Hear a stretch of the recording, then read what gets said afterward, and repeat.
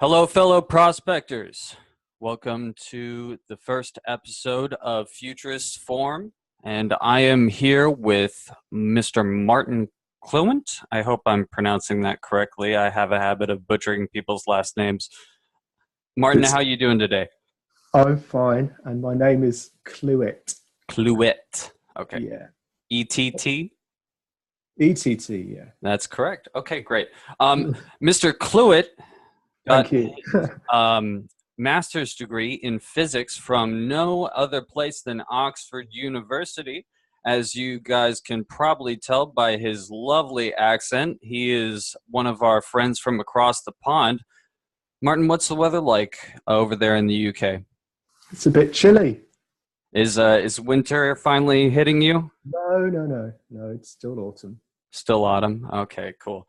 All right, well, this is our first episode of Futurist Forum, so I'm going to go on ahead and give everybody a breakdown of what Futurist Forum actually consists of, for those of you guys who haven't read the details already. The Futurist Forum is a place where we have on guests who are, shall we say, maybe not technical experts, but general experts in their various fields who have spent a certain degree of time pursuing either with thoughts or professional application towards something that is going to impact the future or does currently impact the development of the future, where we're going, what we're doing, what we believe in, what we use as a species. And Martin currently is a software developer with Microsoft. Is that correct? I use Microsoft technologies. I am referred to as a Microsoft developer in the industry. Excellent. So the industry, I don't know if you guys picked that up, but the industry is computation technology, which is the technology of the 21st century. We are currently experiencing an industrial revolution with computers that is on par with what history experienced with the advent, I would say, of fossil fuels, of the steam engine, of mass production and mechanization.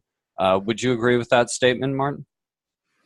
Absolutely, and who knows where it's going to end. Exactly. So you are, in essence, an architect of the future. So who other than to start our first episode off of Futurist Forum with? So what we're going to do is just kind of expand naturally into an organic conversation. But first, I would like, Martin, for you to take the stage, take the floor, and kind of just tell us a little bit about who you are, where you came from when you were born, where you grew up, what made you get into the field that you got into, what was your education like, anything else you really want to expand upon. The floor is yours. Take us away. Thank you. Yeah, my dad, I guess I'll start with my dad. I don't want to go into too much depth, so I'll be quick as I can. But important points. My dad worked in academia. He was a lecturer at Birmingham University. He decided to start his own business in microcomputers when they first started coming out. So names like Altos, Altair, and Apple, I think people like that. So he was one of the first distributors for microcomputers in the UK. And the main reason for him wanting to do this is actually because he wanted to own his own computer. So he did all that just so he could have a computer of his own? Well, they were quite expensive at the time. Obviously, he had one through the university, but he wanted his own. Oh, man. That is so great. So he ended up with a whole load of computers just lying around. Mm-hmm. So he got me a computer. My computer's BBC B. How old were you when you got your first computer? 7 years old. Wow, that's great. So I started programming on that. And ever since then, I guess you could say I've been in and out of programming. I'm currently in. I guess academia took me out of programming. in the In what sense way? that, well, in my country, I don't know if it's the same with you, but when you're at school and when you go to higher education, things are quite academically focused rather than practically focused. Mm. They're not really trying to train you for any one particular job. They're just trying to make you jump through sort of mental hoops. And pass tests. Yeah, exactly. So I ended up at Oxford University because I could do those things well. So the programming was put to one side. I did a bit of programming in my physics degree, but mainly it was just maths, more maths applied to the universe. Could you expand about your Oxford education a little bit more? Yeah, I wanted to do a physics degree because I was interested in how the universe worked. I don't think I ever got to the bottom of that question. I just got more questions. But, I think relatively speaking, let me just fast forward for you to nearer the present day. I started to become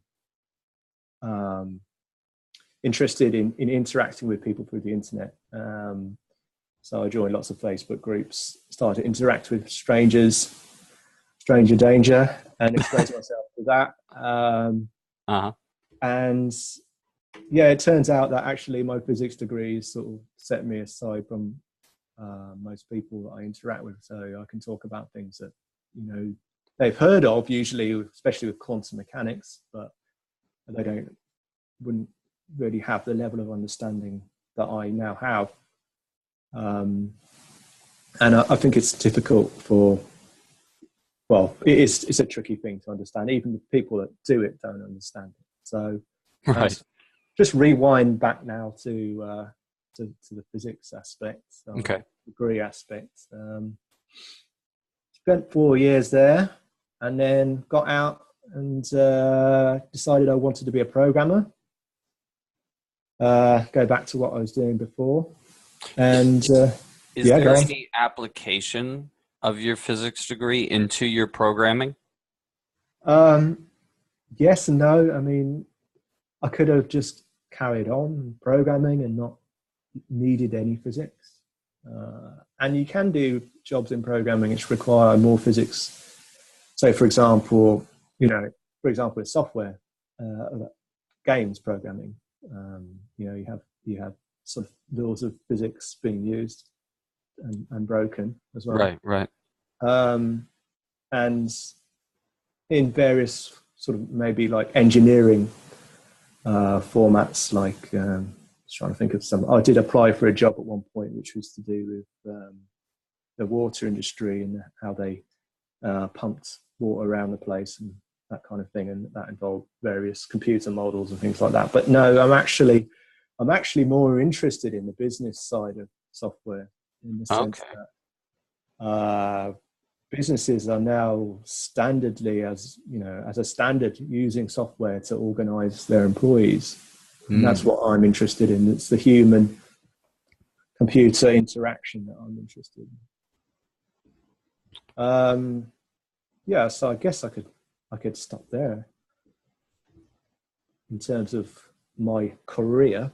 Yes, I mentioned interacting with people on Facebook. Mm-hmm.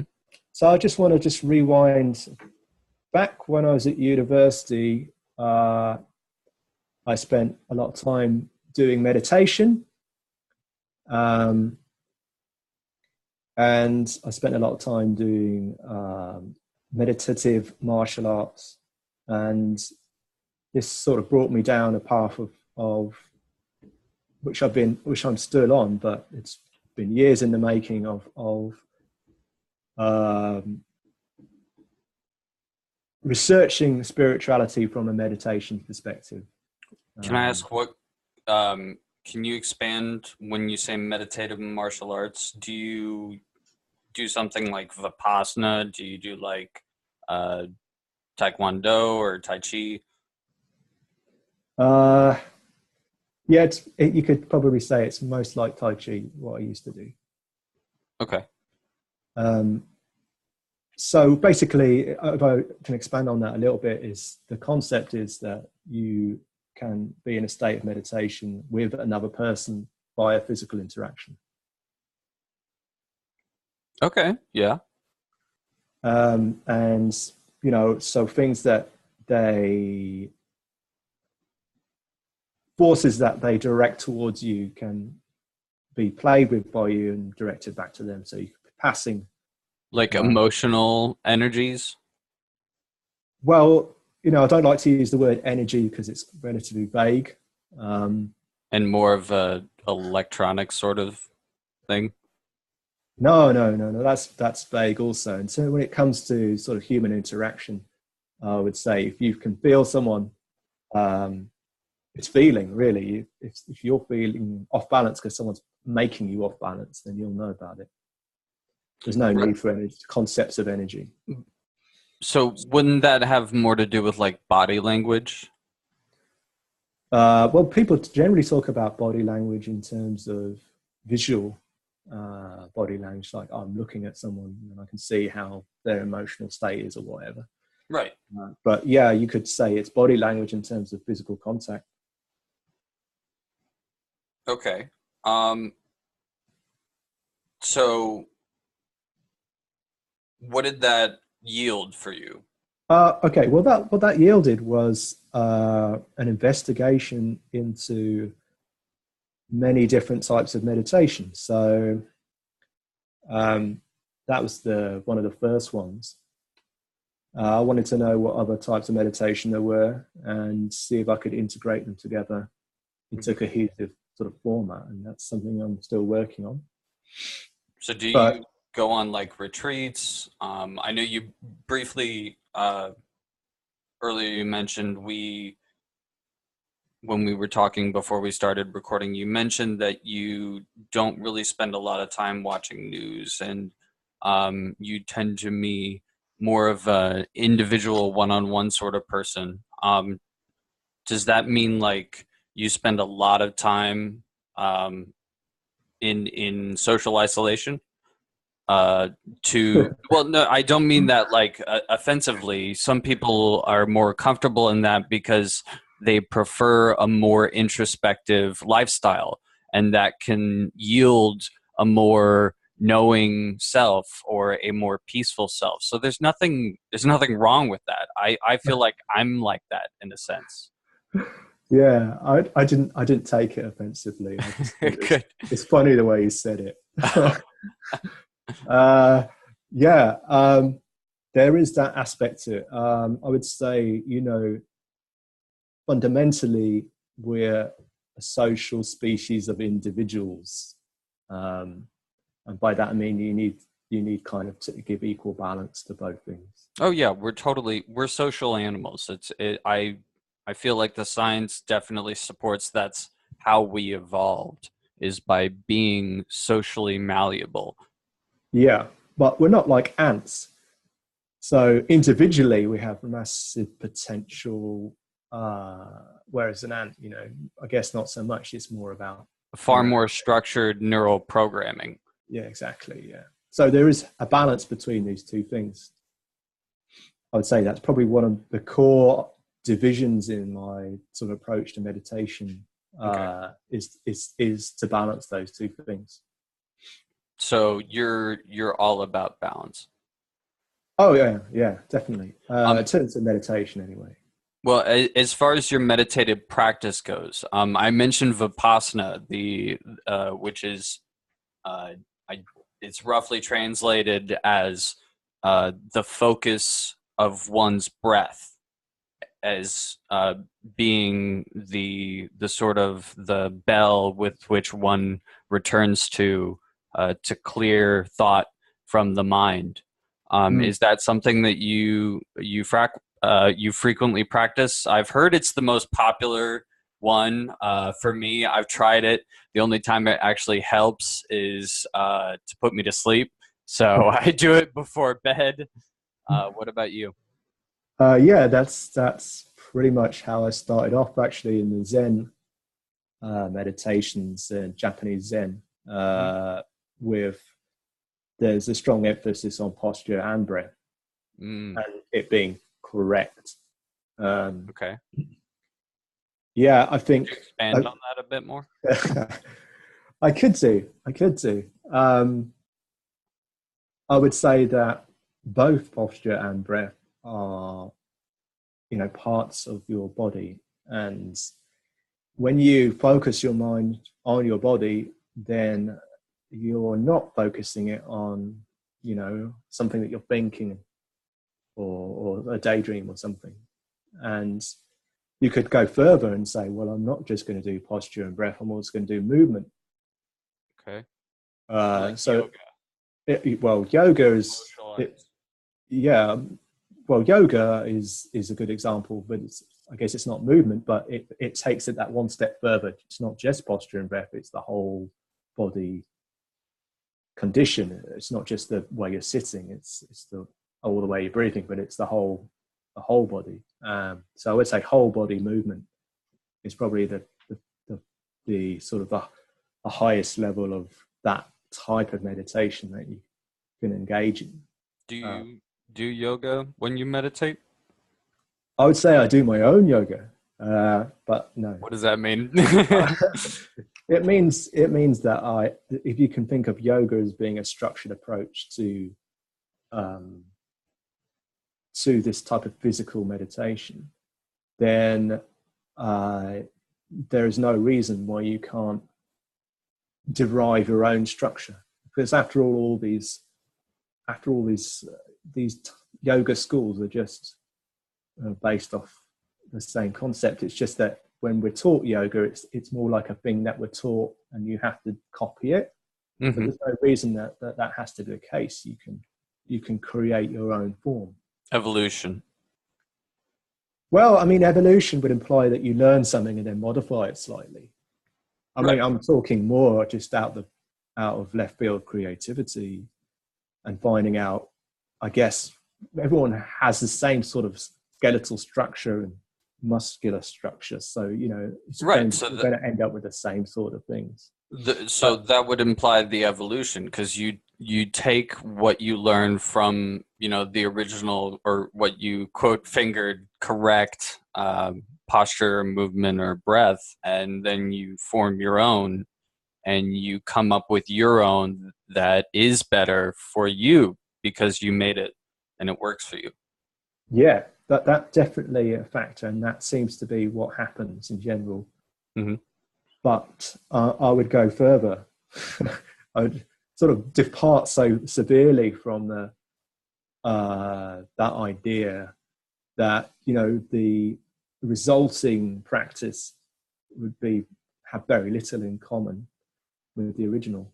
But I can understand why, because this ties back into cultural evolution. I can understand why that does happen, though, because if you're part of a group of people doing this yoga or this meditation, mm-hmm. And you want to sort of change it to make it fit you better, then there's a pull towards you changing it, but there's also a pull back towards the conformity within the group. Okay. And so that's actually something I've had to deal with in terms of the meditation that I did at the university, physical interaction, Tai Chi style type of meditation. Martial arts, not really martial arts, but that's how it's sort of viewed. And in the end, I had to come to a decision to not conform, to actually go, to actually permit myself to go, travel a good way from it. At the moment, I guess you could say, if I was to teach that type of thing again, it would be really quite deviated from the original, and it's not. And I think that's correct. But I can understand why it happens in these small increments, because people don't want to jump out overboard too much because of they believe, well, whatever they create, it might not be accepted by other people because it's just too far away from from the norm that's perceived. Do you feel like there's a parallel between that and a general fear of social changes in societies or in cultures? uh, Possibly, but it would be a subconscious type of fear. Not a, Yeah, there's a he's a he's the founder and the publisher of the Skeptics Society. I think the Skeptics magazine or something. His name is Michael Shermer. He's a doctor. Uh, God, I forgot what his qualifications are, but he makes the argument that human Homo sapiens are a pattern-seeking species, and we're driven by our animalistic needs for or our instinctual genetic needs for comfort, and so that causes us to fear change. Okay, I mean that sounds reasonable. So, speaking from my own experience, I would say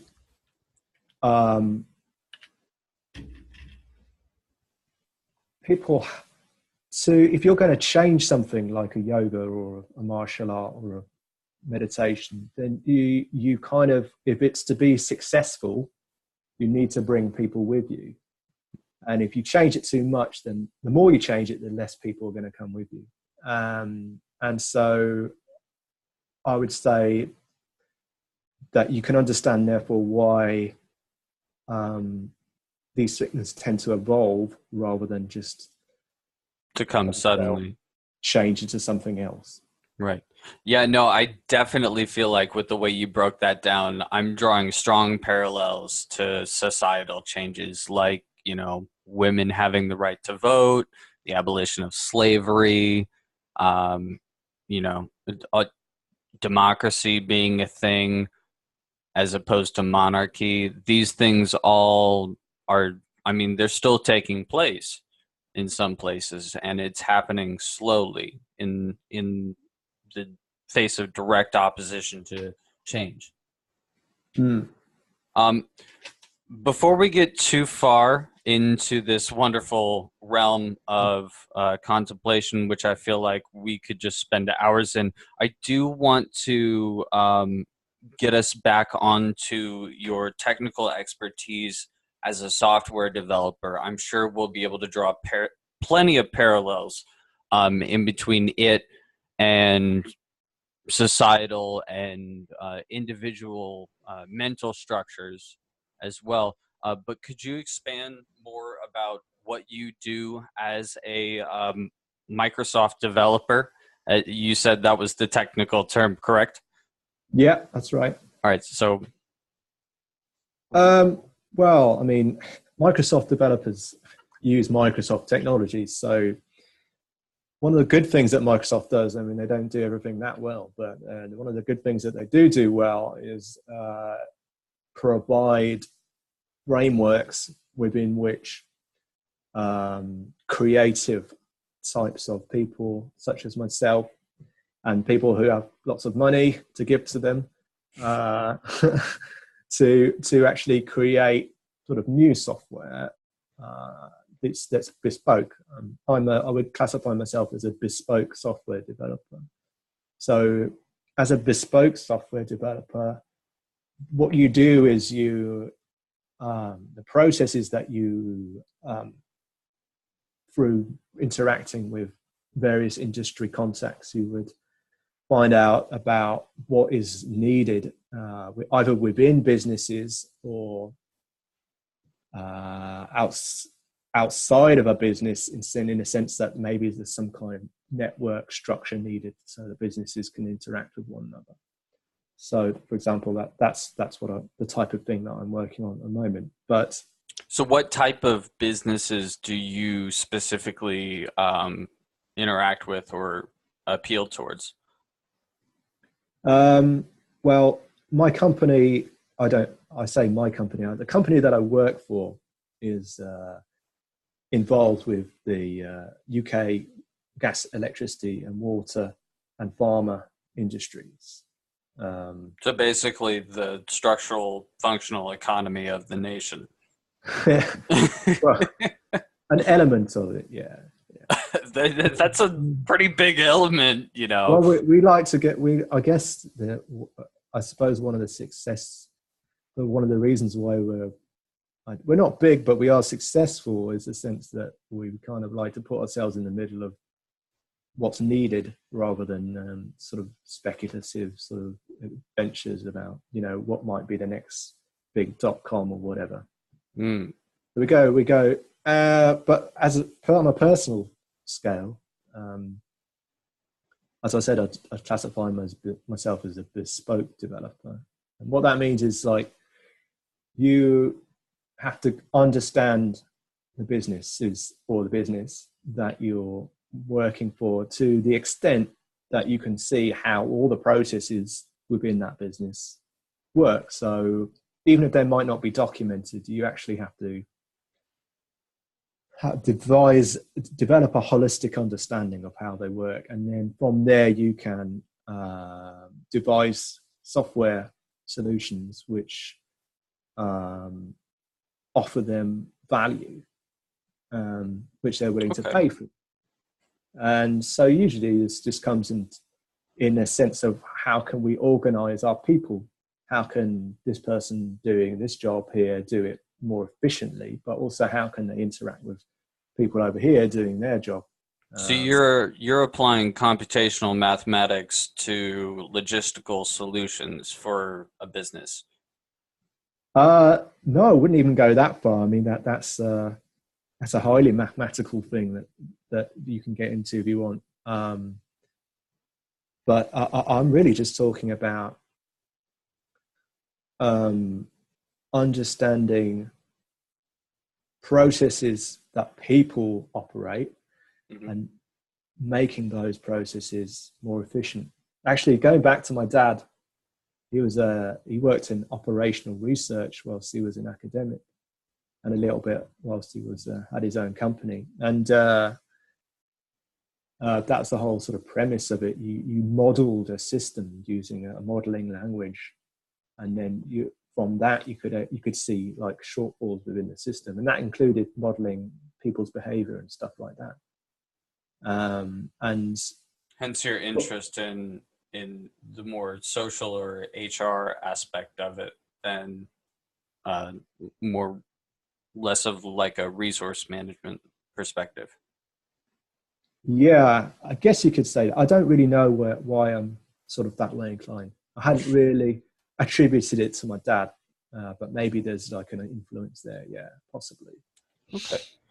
So let's get into the future aspect of this.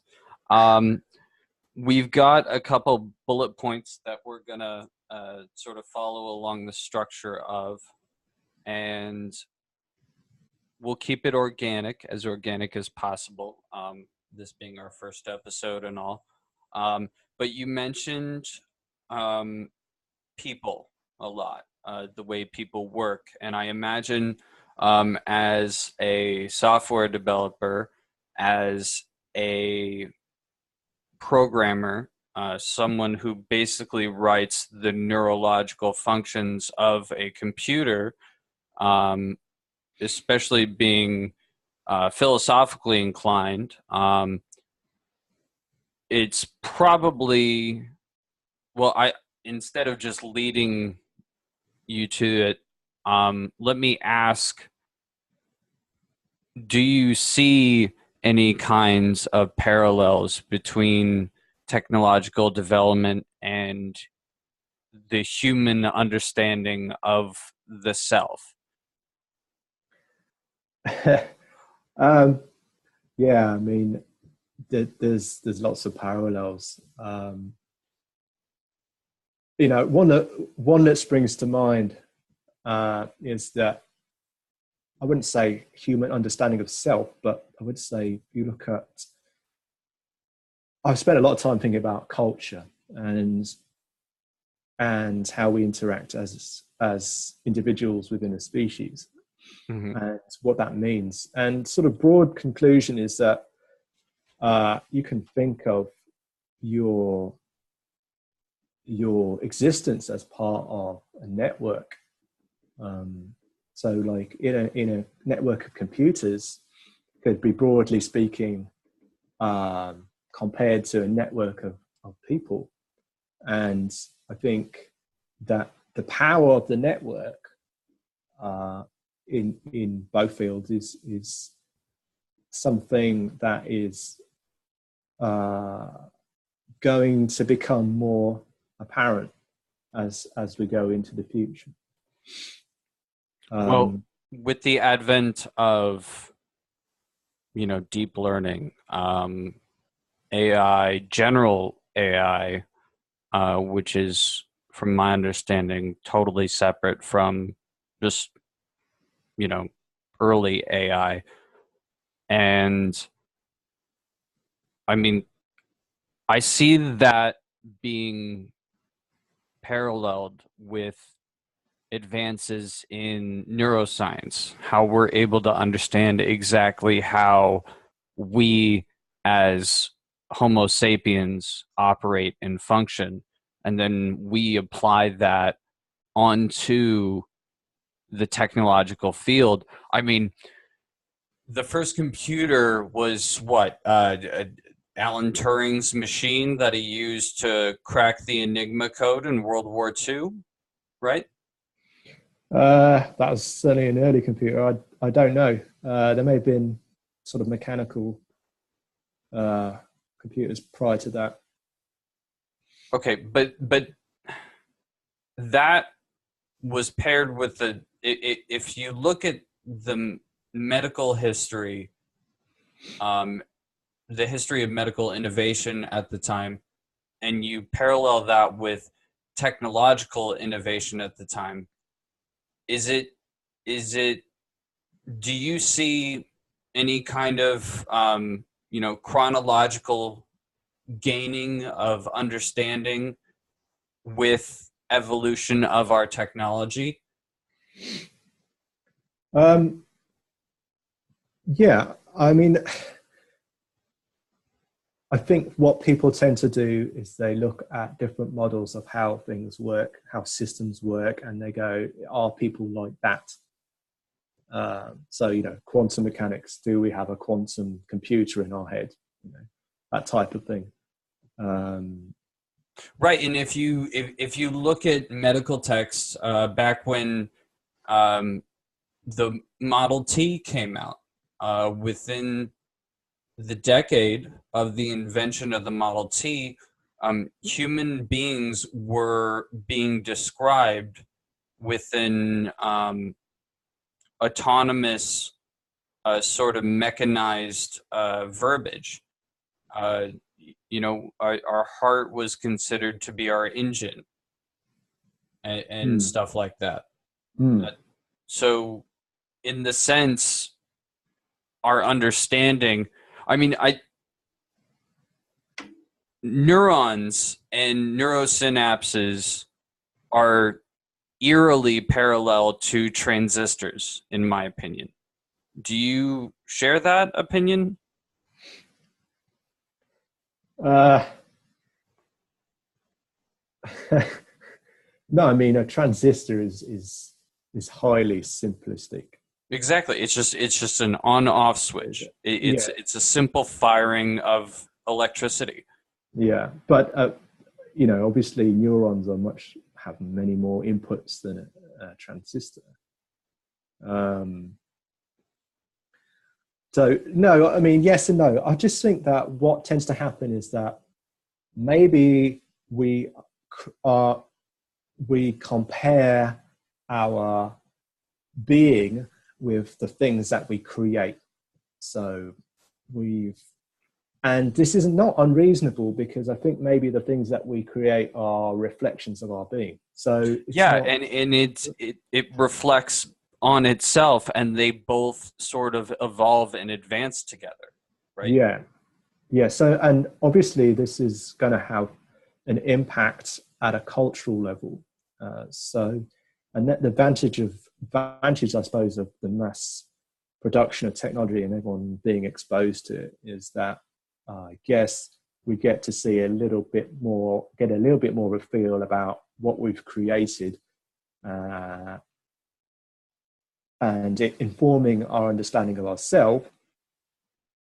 But we don't have to worry about going completely off the wall into, I don't know, a completely alternative cultural, spiritual domain. So people can maybe get a sort of grasp of the human nature by watching a film like The Matrix, but not having done any kind of, I don't know, astral travel or whatever. Okay, well, let me express a concern that I have as far as the future of this mutual evolution. I'm glad that you and I see eye to eye and share the same opinions on the mutual development of technology being a reflection of how we understand ourselves. My concern is that the development of technology is going to leap too far ahead. I mean, if you look at the evolution of our species, even if you're generous, you can say that hominids first sort of exploded on planet Earth around 200,000 years ago. And if you look at population increase with technological increase, that rate is barely nothing up until the last maybe 10th or 100th of the timeline. And then you see technology skyrocketing, and then you see population skyrocketing. But they both progress at a natural rate together. So my concern is that we have not evolved at a consistent rate with the evolution of our technology over the last maybe 500 years. And we're now in control of technology that we haven't evolved to be, one might say, wise or responsible enough to have. And I mean, we can't stop that train. But when you were talking about posture and breath and proper posture and proper breath, I mean, looking at cell phones, the advent of cell phones, a lot more people are experiencing back pains. They're they're having more vision problems. They're having hearing problems because of these wonderful little headphones that we have in our ears.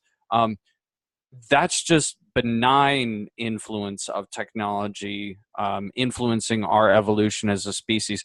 But do you see any concerns, like I do, with the advent of AI and the advent of quantum computing and all of these,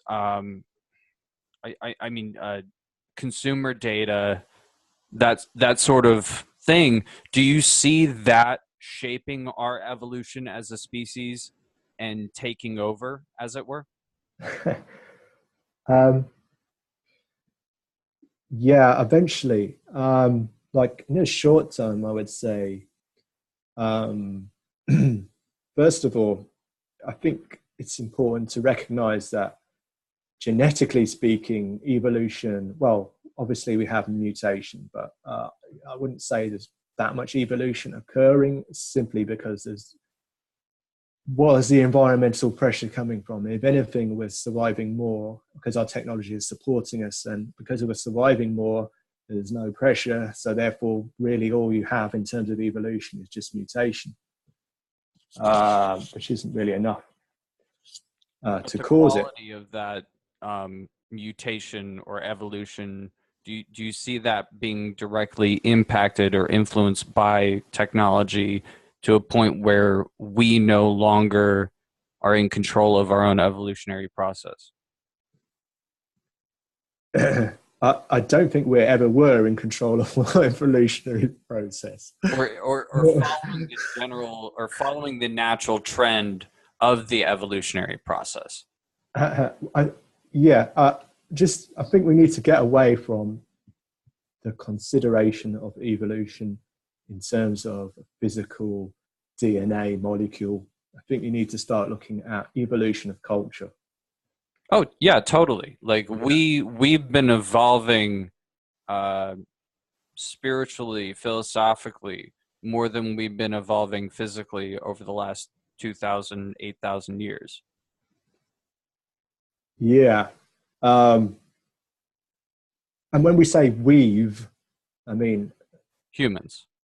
yeah, humans, but what is this thing that is evolving? It's no longer an individual. It's difficult to quantify, actually. You know, spend a lot of time thinking about it, and part of it is our education, upbringing, conditioning that we acquire, and Our we cultural acquire. myths. Well, then I don't know about myths, but certainly memes might be a better. Yeah, you're right. That is a much better word. Uh, Although that I would having gone down that meme sort of path a little bit, sort of, I wouldn't say it's that useful of an idea, but certainly our programming, because I'm a programmer, is cultural, and like you say, it evolves in the sense that if someone says, well, I have received a certain programming from my culture, I'll change it a little bit because I'm, free agent, essentially. I've still got my own brain. I'm not, totally programmed. Then I change it a little bit, and then maybe that affects, my children and their children and their children. It somehow ripples into the culture, and maybe I'm an influential person, or maybe I'm not an influential person. But these sort of little changes, eventually, some of them, well, many of them actually would just probably be washed away in the same way as mutations are corrected against. But some of them take off, and obviously you've got a mutation, an idea. Interesting that an idea could be considered a mutation, a new idea that you can use to sort of create some new technology, and that technology takes off. Then you're sort of having a double impact. Not only is it conceptually impacting people, but it is actually impacting potentially their lifestyle. So you agree with the notion that stories are a societal technology, Uh, or a societal technology, like the stories that we as I would say cultural technology is a societal technology. I mean, stories definitely are part of a cultural. I don't know if technology is the right word, but yeah, I can certainly appreciate that point of view. But I would also point out that technology is a societal technology, and it has potentially as much impact as a successful story, if not more, perhaps, because it's tangible. You can't deny it. Well, wouldn't you say that technology is rather an enabler of a more honest story? That's interesting. I mean, look at the advent of the internet. Before the internet, um, news was whatever the papers said was going on in the world, and you weren't aware of what was going on in the world in any other way other than what the news told you. And you were technologically limited at the time because the newspapers could only gather as much information as they had the resources to do. So, the New York Times maybe could afford to send journalists over to report on the war. But you can bet a little podunk, town in the boondocks, in the rural Midwest couldn't afford to send a journalist all the way over to the East Coast and then over to Europe to report on the war. But now with the internet, civilians who are experiencing war zones can flip open their smartphones, hit record, and then send a video out for anyone in the world to observe via the internet.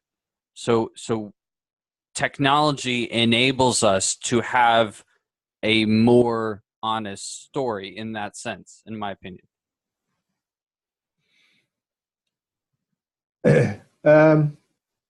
Yes and no. I mean, obviously, the counter argument is fake news.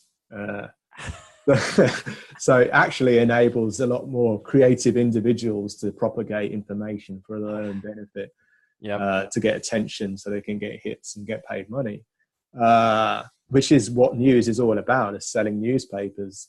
It's all about money. And, if your business is to find a story which people want to find out about, so you can get their attention, sell advertising and whatnot, so you can make money.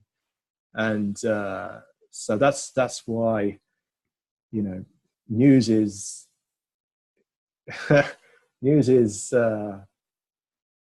it's just sorry, I've sort of petered out there, but it's just a sort of business, and it still is. But now we have a sort of more creative.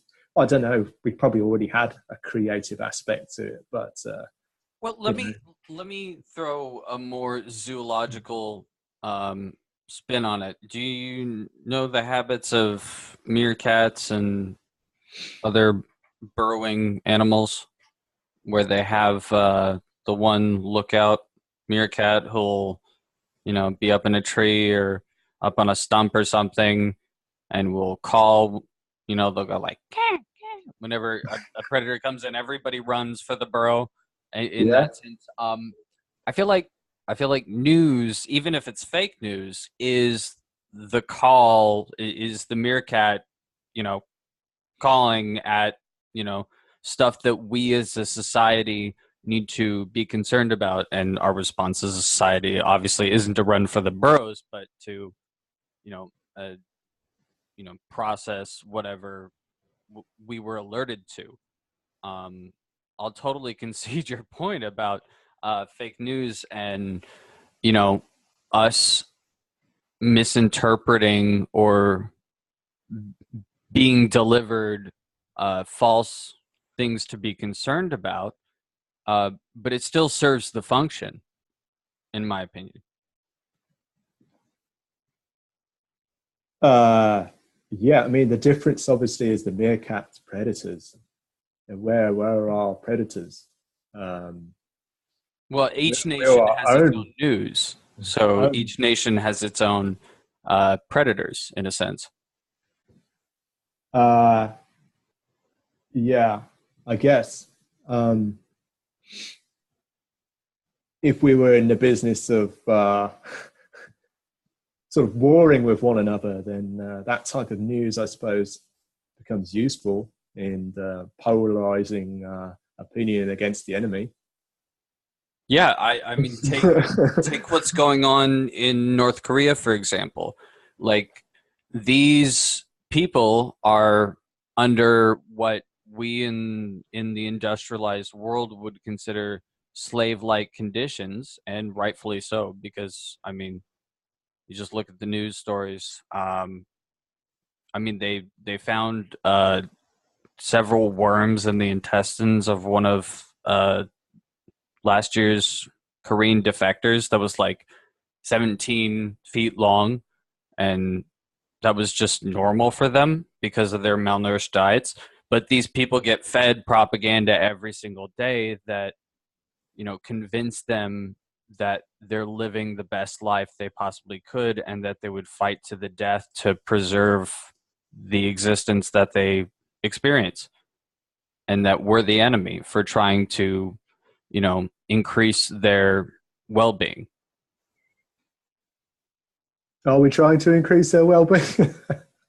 I mean, I would say so, yes.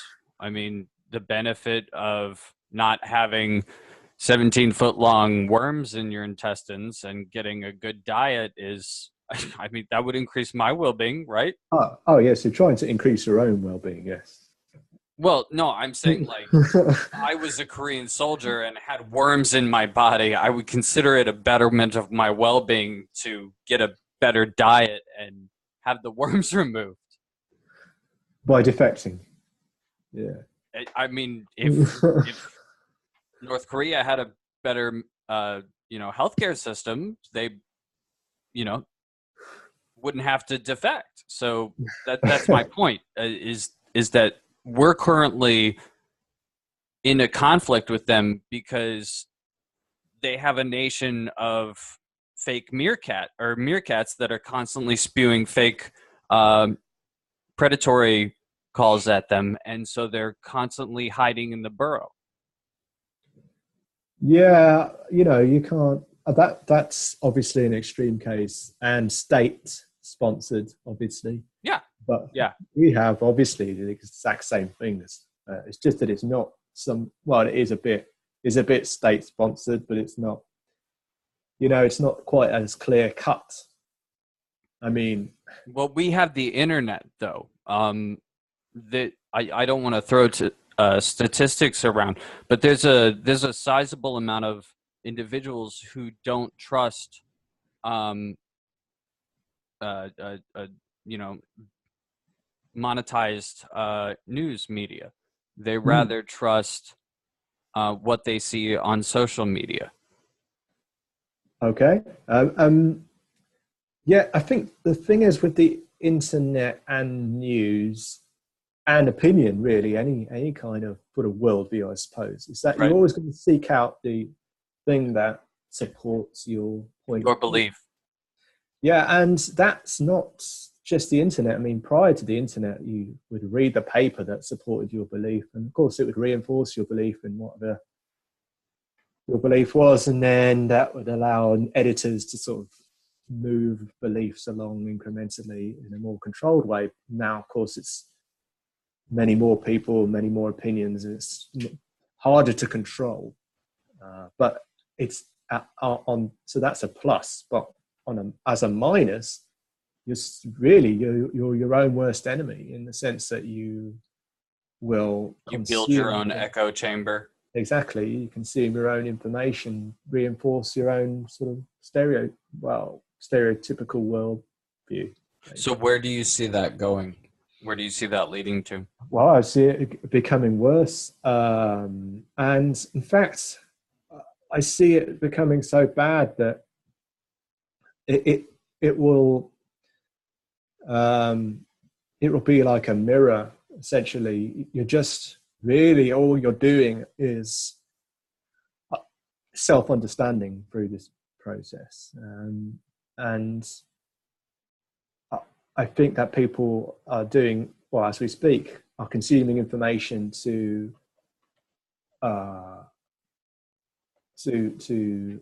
understand the world, but at the same time, really what they're doing is consuming information subconsciously to understand themselves. And I think that maybe it will sort of explode a little bit in the sense that we won't be able to relate to one another very well because we'll have spent so much time on our own sphere of belief that we won't actually be able to communicate as effectively with one another. So how do you feel like we can combat that?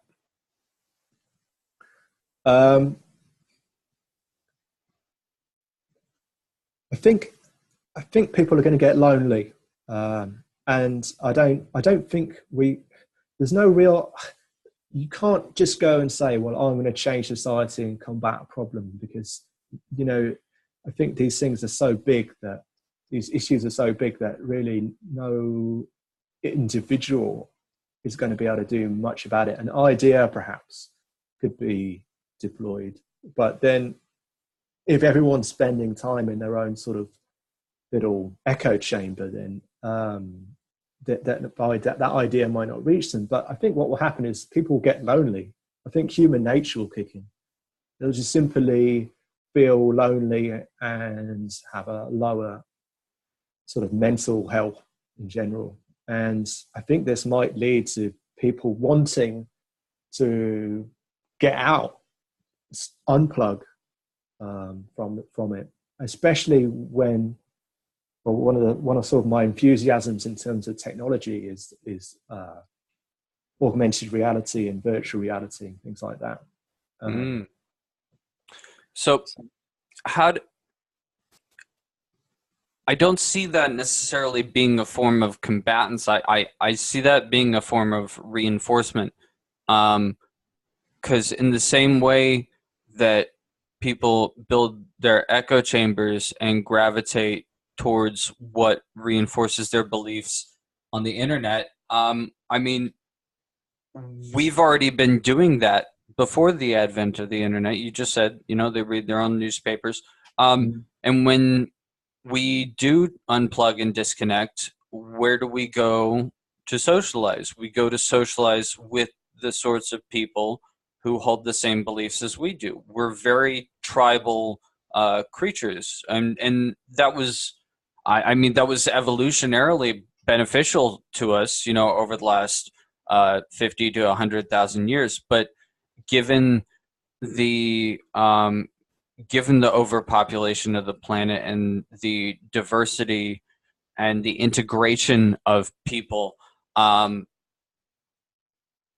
mean, how do you see that going forwards? How do you see that being good or benefiting humanity? How do you see unplugging factoring in there?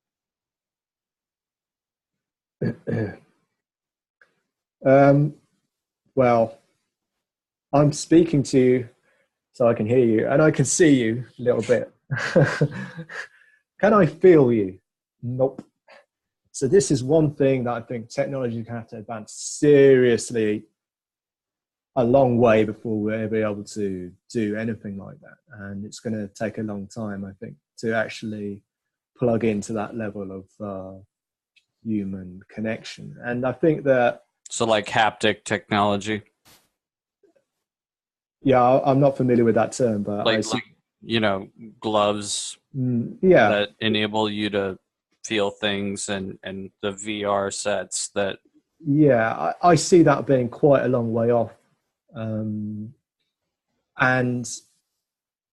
so I would say this is the sense of touch and feeling is something that we're not going to have the ability to sort of replicate that for a long time. Yeah, and we can't say replicate, because what are we really replicating a face-to-face discussion here? No, because you're only about that big, and there's environment. You're in a different environment to the environment I'm in, right? And it's different time zones and all that. So yeah, it's not really a replication. It's just a sort of pale imitation of an actual face-to-face conversation. But obviously, we don't put much value on physical touch within our culture, or we do, but it's like restricted to certain scenarios. So I think that's what people will seek, in the sense that they won't be able to get it elsewhere. And actually, the sense of touch is, I think, I would hope, I mean, as a reaction to what's going on. I don't hope. I just think it will happen as a reaction to what's going on. I think that's what people will seek out when they unplug. It will be tactile. So let's get into the spiritual aspect of all of this. Can I ask, do you identify with any one particular religion? No. I would classify myself as a creative, spiritually creative person. That is, everything that I believe or practice is made up by me. I mean, one would argue that it's all made up, but I would argue that as well. Yeah. Personally, I would classify myself as a deist.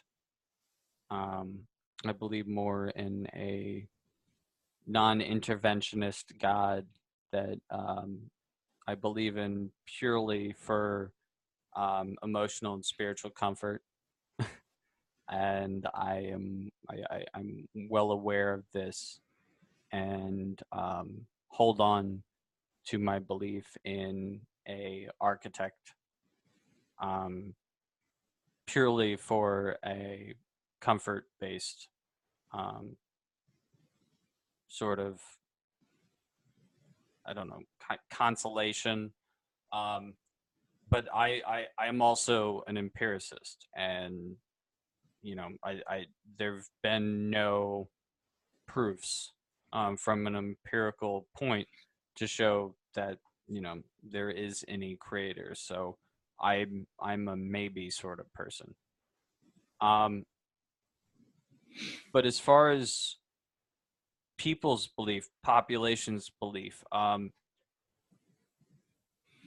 religion has a large impact in cultural norms, and it has been in control of the future for the last, one could generously say, over the last 20,000 years. And one could also say that it was just as much of a necessary benefit to the evolution of our species as was money or governments, and was just as harmful. So how do you see the future of spirituality and religion and technology sort of intertwining and interacting together? Do you see clashes? Do you see gelling? Do you see integration? Do you see evolution, or do you see conflict? I see massive amounts of gelling and integration. So I think that if we're honest, deep down, all of us create our own beliefs, no matter, even if we're inside a religion. You can say, oh, I'm part of a religion, therefore I believe this. But it's your choice to be part of that religion unless you've been forced to, and that's slightly different. But, if there's a free choice involved, then it's, I would say, a creative act. You just happen to have maybe copied, and not being 100% original, which is fair enough, because no one is 100% original. So therefore... all stories have been told already. Exactly. There's nothing original. I don't see anything I think of as particularly original. It's just perhaps it is unique, but it's not original. And I was going somewhere with that. So talking about the gelling, the integration between technology and religion or spirituality or philosophy. So what I think is that people at the moment, at least in the people that I know who are interested in this type of subject, are being influenced by what I would broadly term as New Ageism. And it's a boiling pot of all sorts of different spiritual ideas, collective and probably incorrectly portrayed on the internet, especially on websites like YouTube, where you can watch all sorts of weird and wonderful things. You can watch this video right here. YouTube is great. I love it. But I don't, as I said before this interview, I don't really watch that much of it. It's more my wife's type of thing. So anyway, I see people forming their spirituality by picking up bits and pieces of religion, which have been sort of refactored into some sort of online presentation, and just lumping various different things together. based on how they feel. So it's this expression of them. It's just that it's like a collage. So okay, I sort of like a two-part question. Feel free to answer these in tandem. One, what do you define spirituality to be? In what sense do you use the word? And then two, where do you think morality comes from? I'll just stick with number one. What? You know. Sorry, it's just a joke. I'll do both. So spirituality. I have a definition which I apply for myself, which is just very general, in a sort of etymological sense of spiritus, which means breath of life. Which means essentially vitality. The kind of concept of the difference between a living person and a dead person is a living person is a breathing person, a dead person is not breathing. So it's sort of, and this word actually has come, this concept, I guess, has come to us from various different cultures. So we have spirituality and spiritus from Latin. But then there's prana, which is like a Hindu. Yeah. So from that culture, and then there's chi from Chinese culture. Yeah. So they all mean the same thing. They all mean breath, and essentially, sort of that's my very broad definition of it. It's not just breathing, of course. It's living. It's animation. It's vitality, consciousness. Well.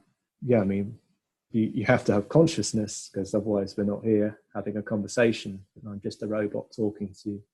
Well, but I mean, there are certain life forms that don't lack that don't lack life, but they do lack consciousness. Albeit the list is narrowing to a smaller and smaller number of items as we are able to understand consciousness more effectively. I know we've taken most mammals off of the list and determined that they are in fact conscious. But then like microbial life, basic organisms. It comes down to your definition. Yeah. Of consciousness. So do you think that they're separate things or the same? Do I think what are separate things? Consciousness and spirituality. What you called the breath, the animation. Well, consciousness is, as you say, in other animals, but spirituality is a human-derived concept. Now, it may be that dogs are spiritual in some way that I don't understand, but the term chi, spiritus, and prana all come from human culture. So I don't, you can't just call it consciousness, because I do think that other animals have consciousness. Well, there have been studies and they've been interpreted a certain way, but there are other mammalian species who have certain rituals and certain practices that serve no survival advantage and are purely they don't even serve a social advantage. Well, some do, obviously. One that I can come up with an example of, elephants. They have rituals for their dead. They have really, really complex societal structures. They have excellent memory bonds. They have personalities, and one might almost say some form of spirituality amongst themselves that, like you mentioned, we can't understand. The other one, the one that is the most profound, I think it was like a year or two ago, they found this tribe of primates. I'm not going to say what species because I don't know offhand without having the topic right in front of me.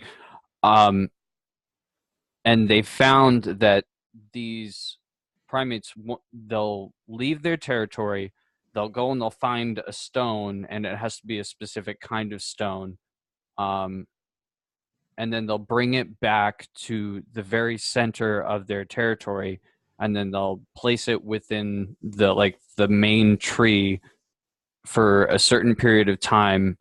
I don't know how many weeks, but then what they'll do after the time goes by is they'll take it to the edge of their territory, and then they'll chunk it as far as they can.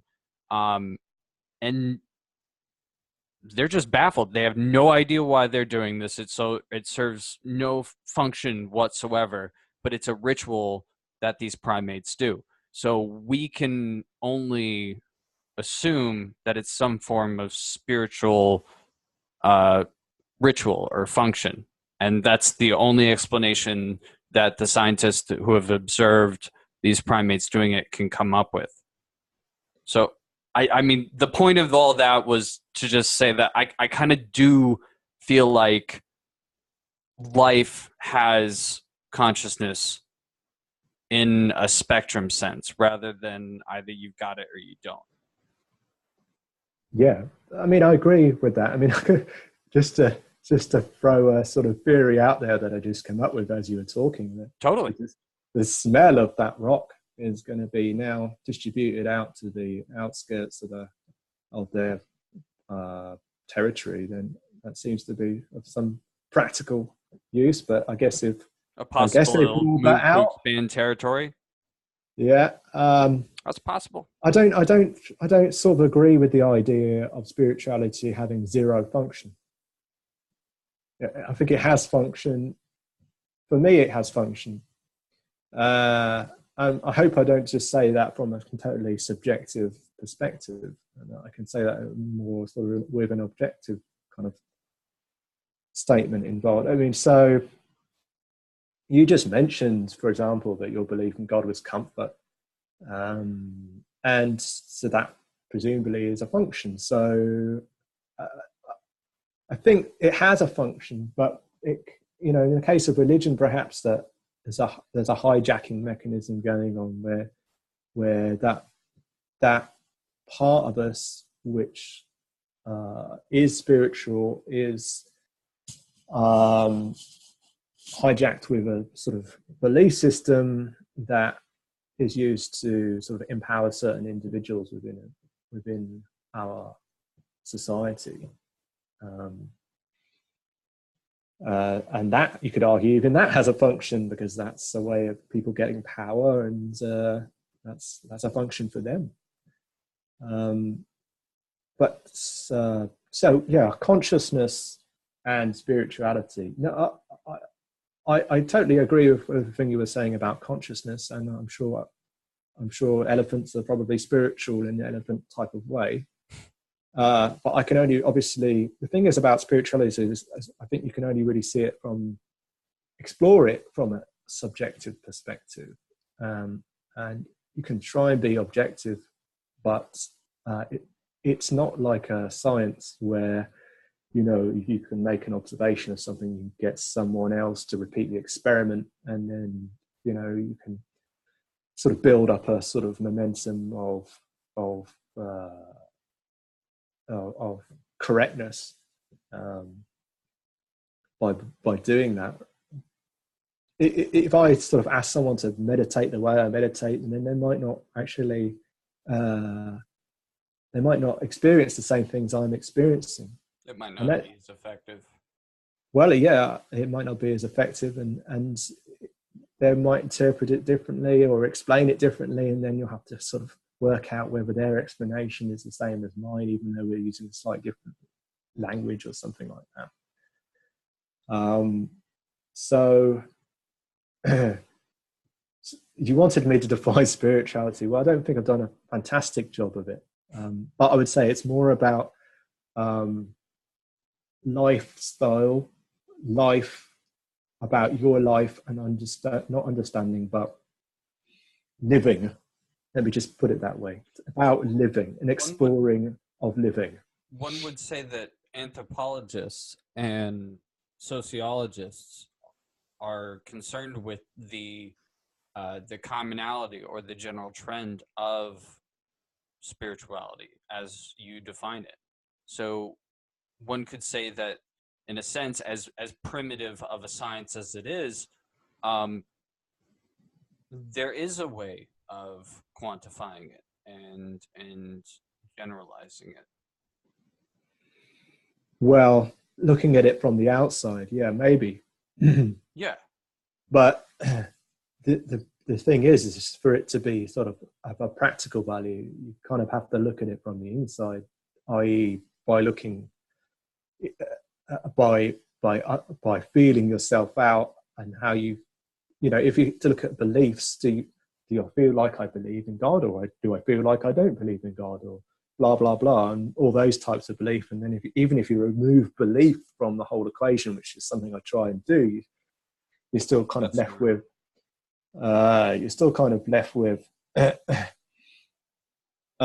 do I meditate in this way, and what benefits does that meditation have on me? Do I meditate in another way? And I think I can say, yeah, I can meditate in lots of different ways. They don't have to be. In fact, it's better if they are contradictory to one another. Right. One would argue that all brain processes that we experience are a cost-benefit analysis. All actions are analyzed in that way in our subconscious before we even do anything.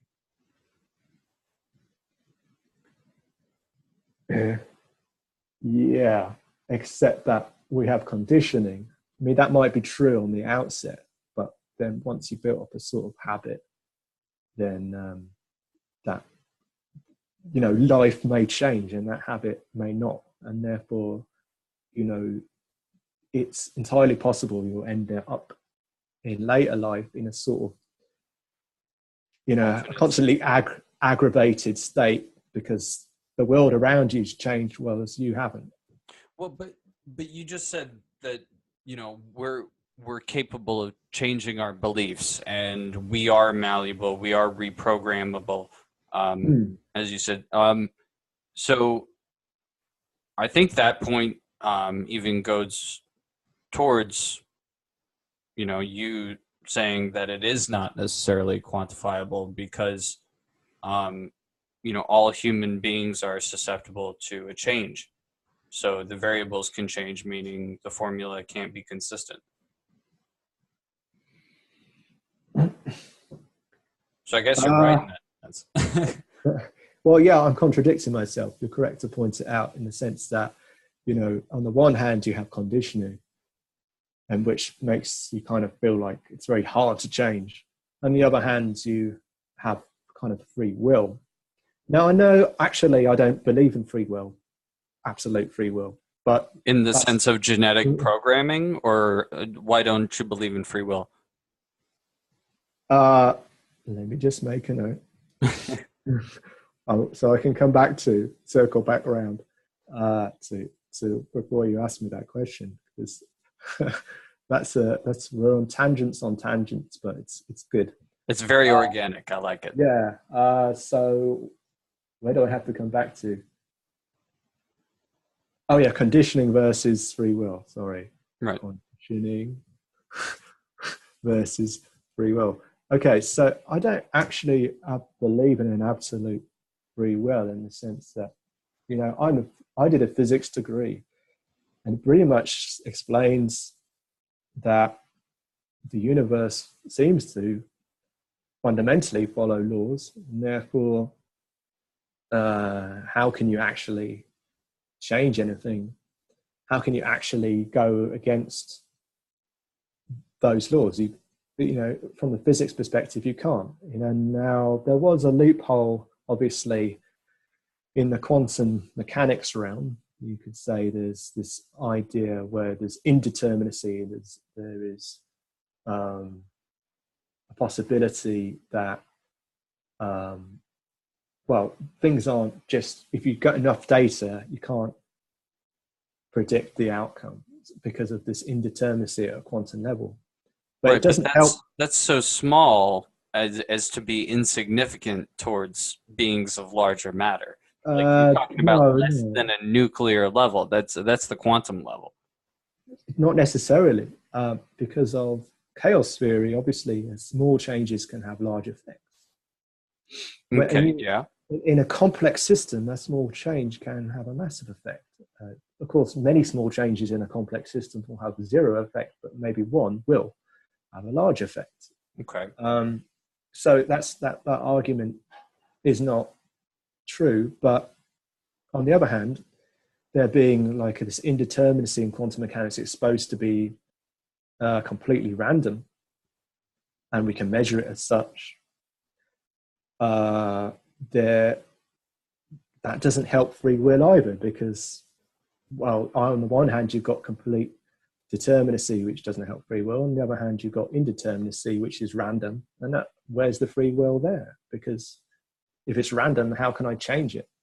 So you mean that to draw that up from a quantum scale to a human conditioning scale, you're saying that our conditioning determines our actions, and our conditioning is determined by our upbringing, our experiences, our environment, and our current situation at that time. So everything that we do is determined by our experiential reality at that current present moment.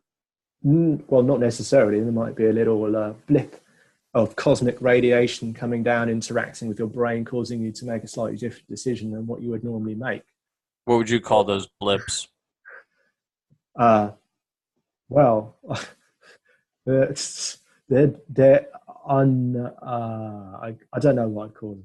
Well, because I can cite a study that was shown that people's decisions, in a judiciary sense, people will be more empathetic when their needs have been met as opposed to when they need something.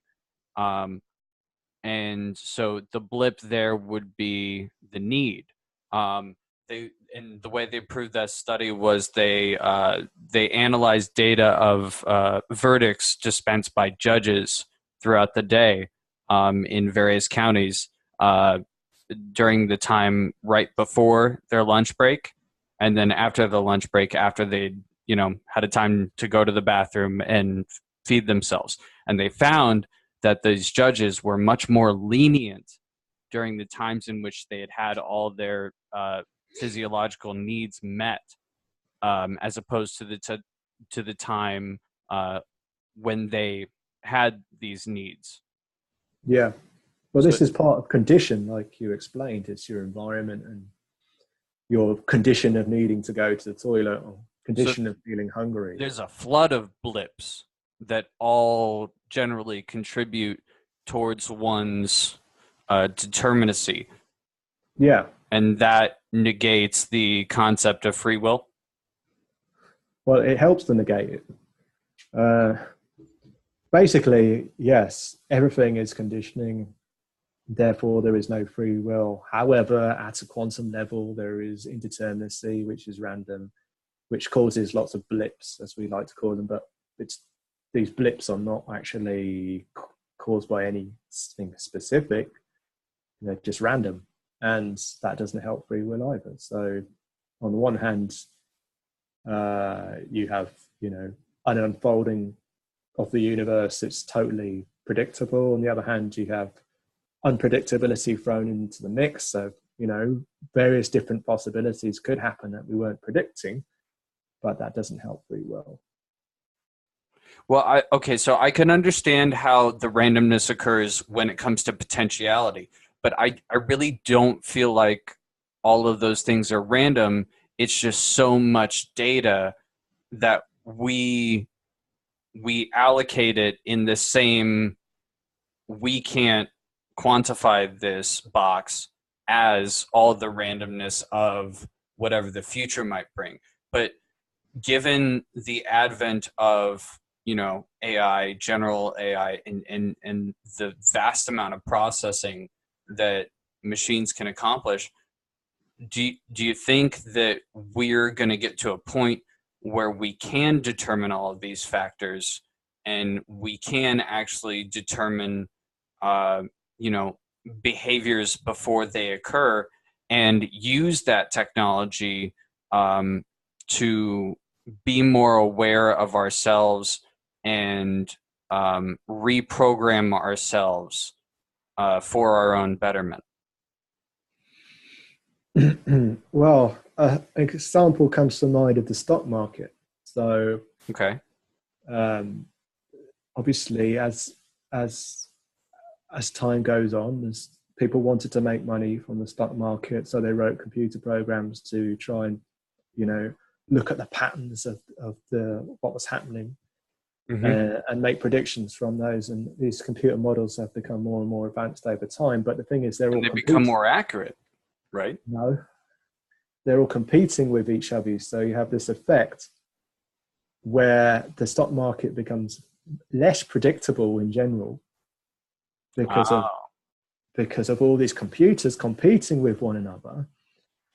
And so that makes their job that much harder. And I'm sure those models would have worked quite well at one point in time, but then obviously if it was one analytical model, then it would have been able to determine the variables. But each analytical model adds another set of variables that makes computation all that much harder. Yeah, exactly. Okay. So that's just one thought that springs to mind. So circling back round, if I may. Yeah, totally. Okay. So I still just need to finish off about free will. So you were saying that these things are classified, these blips are classified as unknown. And that's not quite true in a quantum physics sense. It's not just that they're unknown. The experiments that have been done to eliminate what's known as local hidden variables, i.e. unknowns, things that we don't know, they're hidden variables affecting the system, right, have sort of demonstrated that the local hidden variables are a no-go in terms of understanding where this randomness comes from in quantum theory. You can have non-local hidden variables, which means that these variables are actually not anywhere in particular in space-time. They're just kind of, maybe they lie outside of space-time, or basically they're not localized. So if we were to develop a sort of dimension to put those in, or if we were to develop technology that were to enable us to see the dimension that they were already in, would they then not be classified as non-local? Would we localize them in a sense? No, non-local just means that it's not local to a particular point in space-time. But if we were to add in another dimension to space-time and they were to all show up consistently along that dimension, or a series of similar blips were to show up along that dimension, would it then be localized, and our model of space-time would then evolve to fit that within its periphery? I think that would be acceptable. Yeah. Okay. So in fact, there are sort of non-local models. You know, in a sense, many worlds theory. So where you have parallel dimensions. Oh, the multiverse theory, right? Yeah. This is like you could argue that the randomness in that scheme comes from a lack of knowledge of how things, of how your particular perspective will turn out, because there's going to be many yous in the future, all coming off this one you. And so because you don't know, you're only going to experience one of those, but they'll all be experiencing one of those. So Martin A and Martin B in the future will both be asking themselves the question, why did I flip that coin and it landed on heads? Or why did I flip that coin and it landed on tails? Okay, so when you talk in multiverse terms, you think of a multiverse in which there is an exact copy of all the matter in our universe, just undergoing different conditions. So there's Yeah, an unlimited amount of Martins and Forests. yeah, kind of, but it's not really a copy. The assumption when we start to study the universe in terms of physics, I can speak in terms of physics, is that there was only a singular reality, and everything that we needed to know was in that reality. And then with the advent of quantum mechanics, if you just purely look at the mathematics behind it, it tends to suggest that there's a possibility that maybe we were wrong about making that assumption. Okay, but they're not copies. No, it's just the way it simply is just the way that the universe unfolds. It doesn't copy itself in making these two branches of possibility after a coin flip. It's more like that both outcomes coexist within the same universe.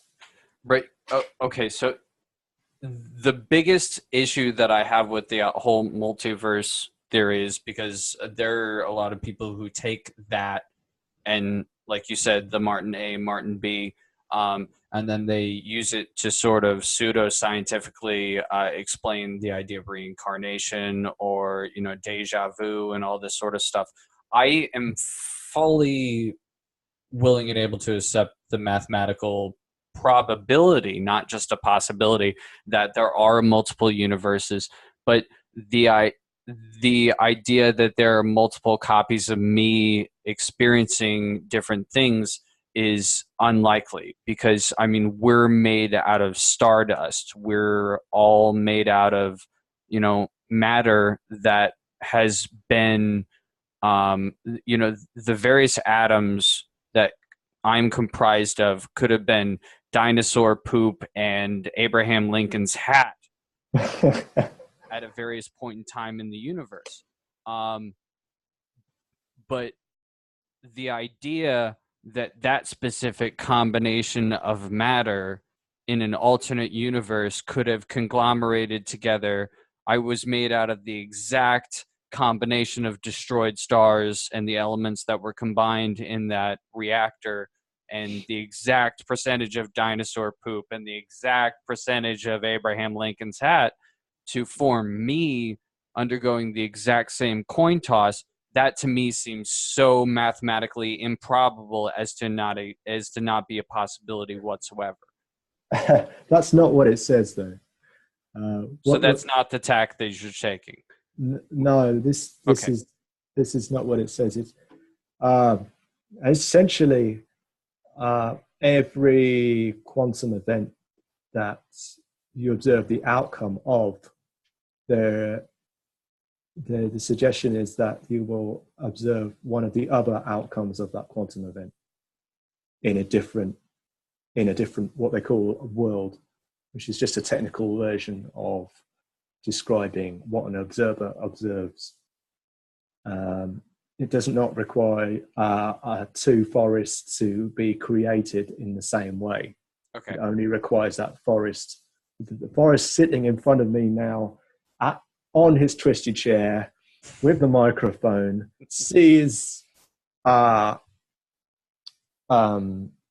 doesn't realize that he's seeing, but he is seeing some output of a quantum event, and then another forest happens to see the other outcome of that event, and that's those two forests have a common ancestor, which is this forest. So you don't mean when those quantum events occur that a new universe is sparked into existence? No, that's a common misconception. Yeah. Okay, good. Yeah. So we're on the same page as far as multiple universes simply meaning multiple controls or experiences or experiments in which the same values of material or matter are set along a course, and we just totally mean in a quantum sense, not necessarily in any other sort of sense. Well, yeah, I mean, totally in a quantum sense, but obviously, where does the quantum finish? I mean, quantum is everything, according to the laws of physics. You know, the quantum is the heart of everything. I mean, yes, we have not quite reached a quantum theory of gravity, but it's certainly a strong belief in the physics community that we will. And when we do, then quantum will be everything.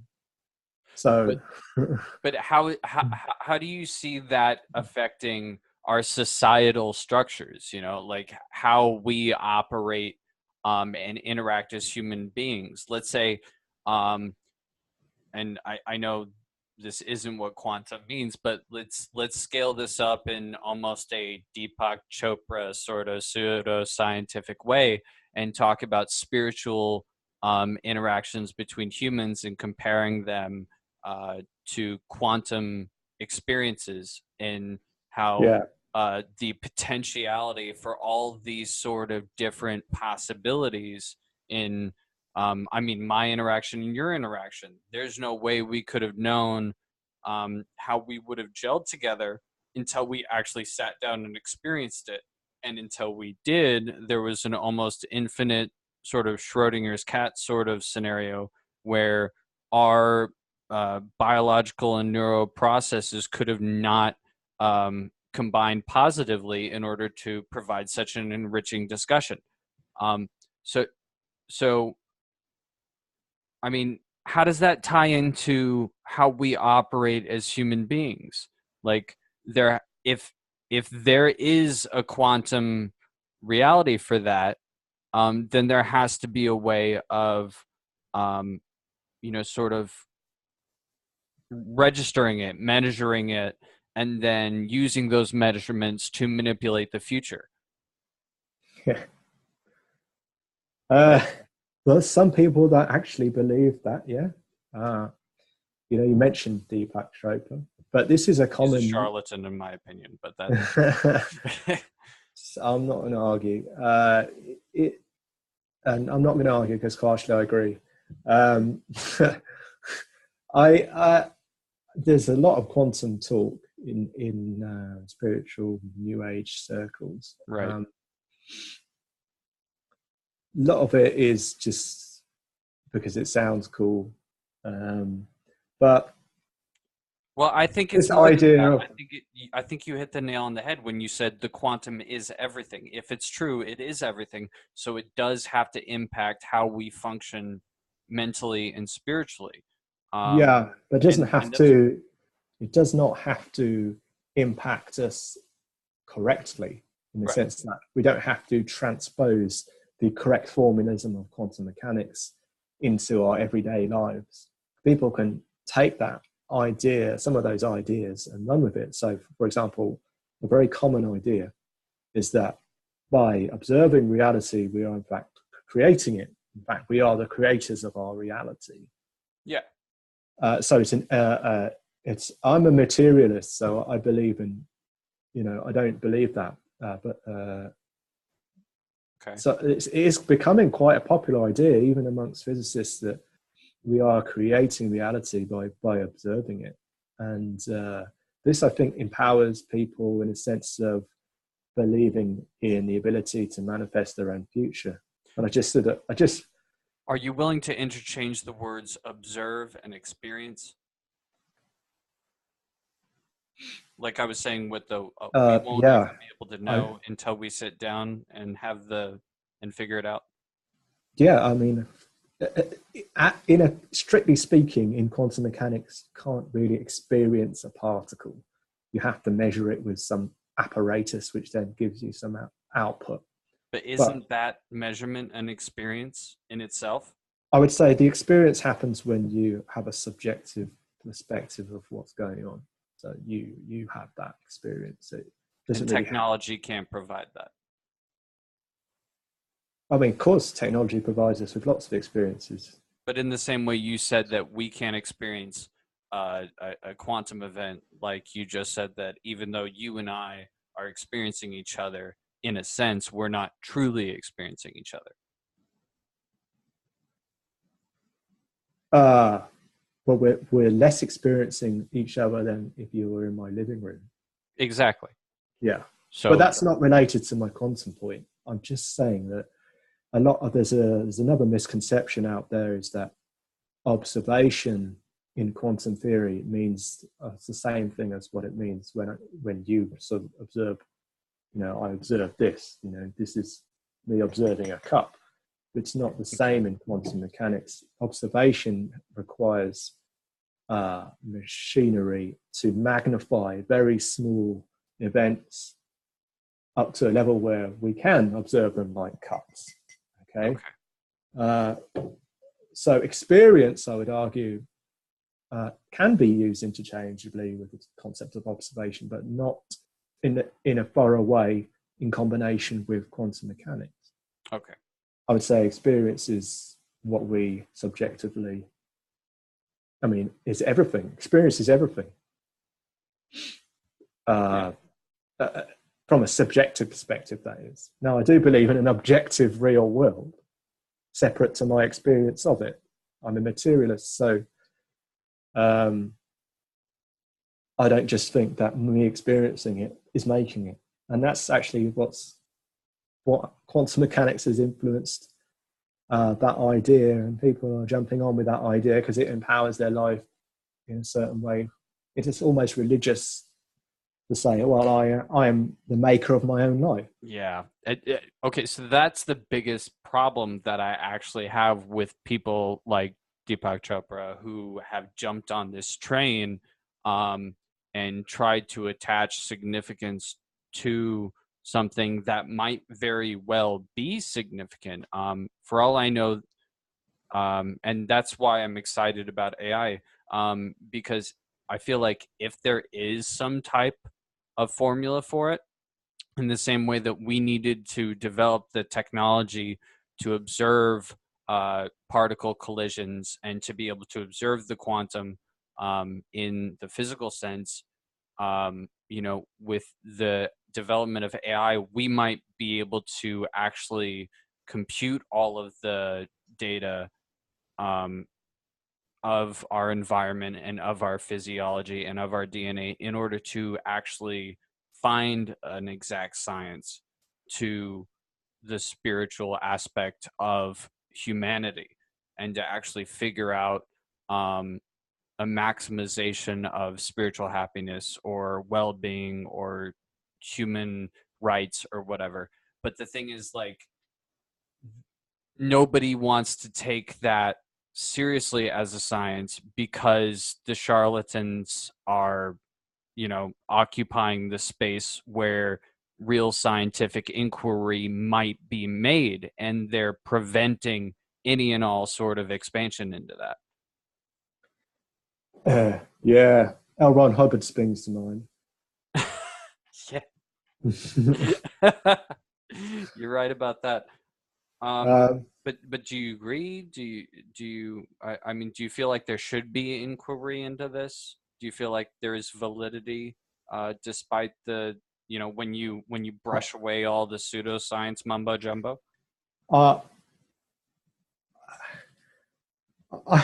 find it hard to see validity. I can't. Well, when I went to Oxford University, I went one time to a lecture given by Roger Penrose, who's fascinated with consciousness. Mm-hmm. And actually, that's sort of irrelevant to my point. My point is that even someone like Roger Penrose, who's been through the whole academic and sort of thoroughness system, I would say falls into a trap of going too far in trying to scientifically explain consciousness. I don't know if you're familiar with a theory called OR, orchestrated objective reduction. I'm not.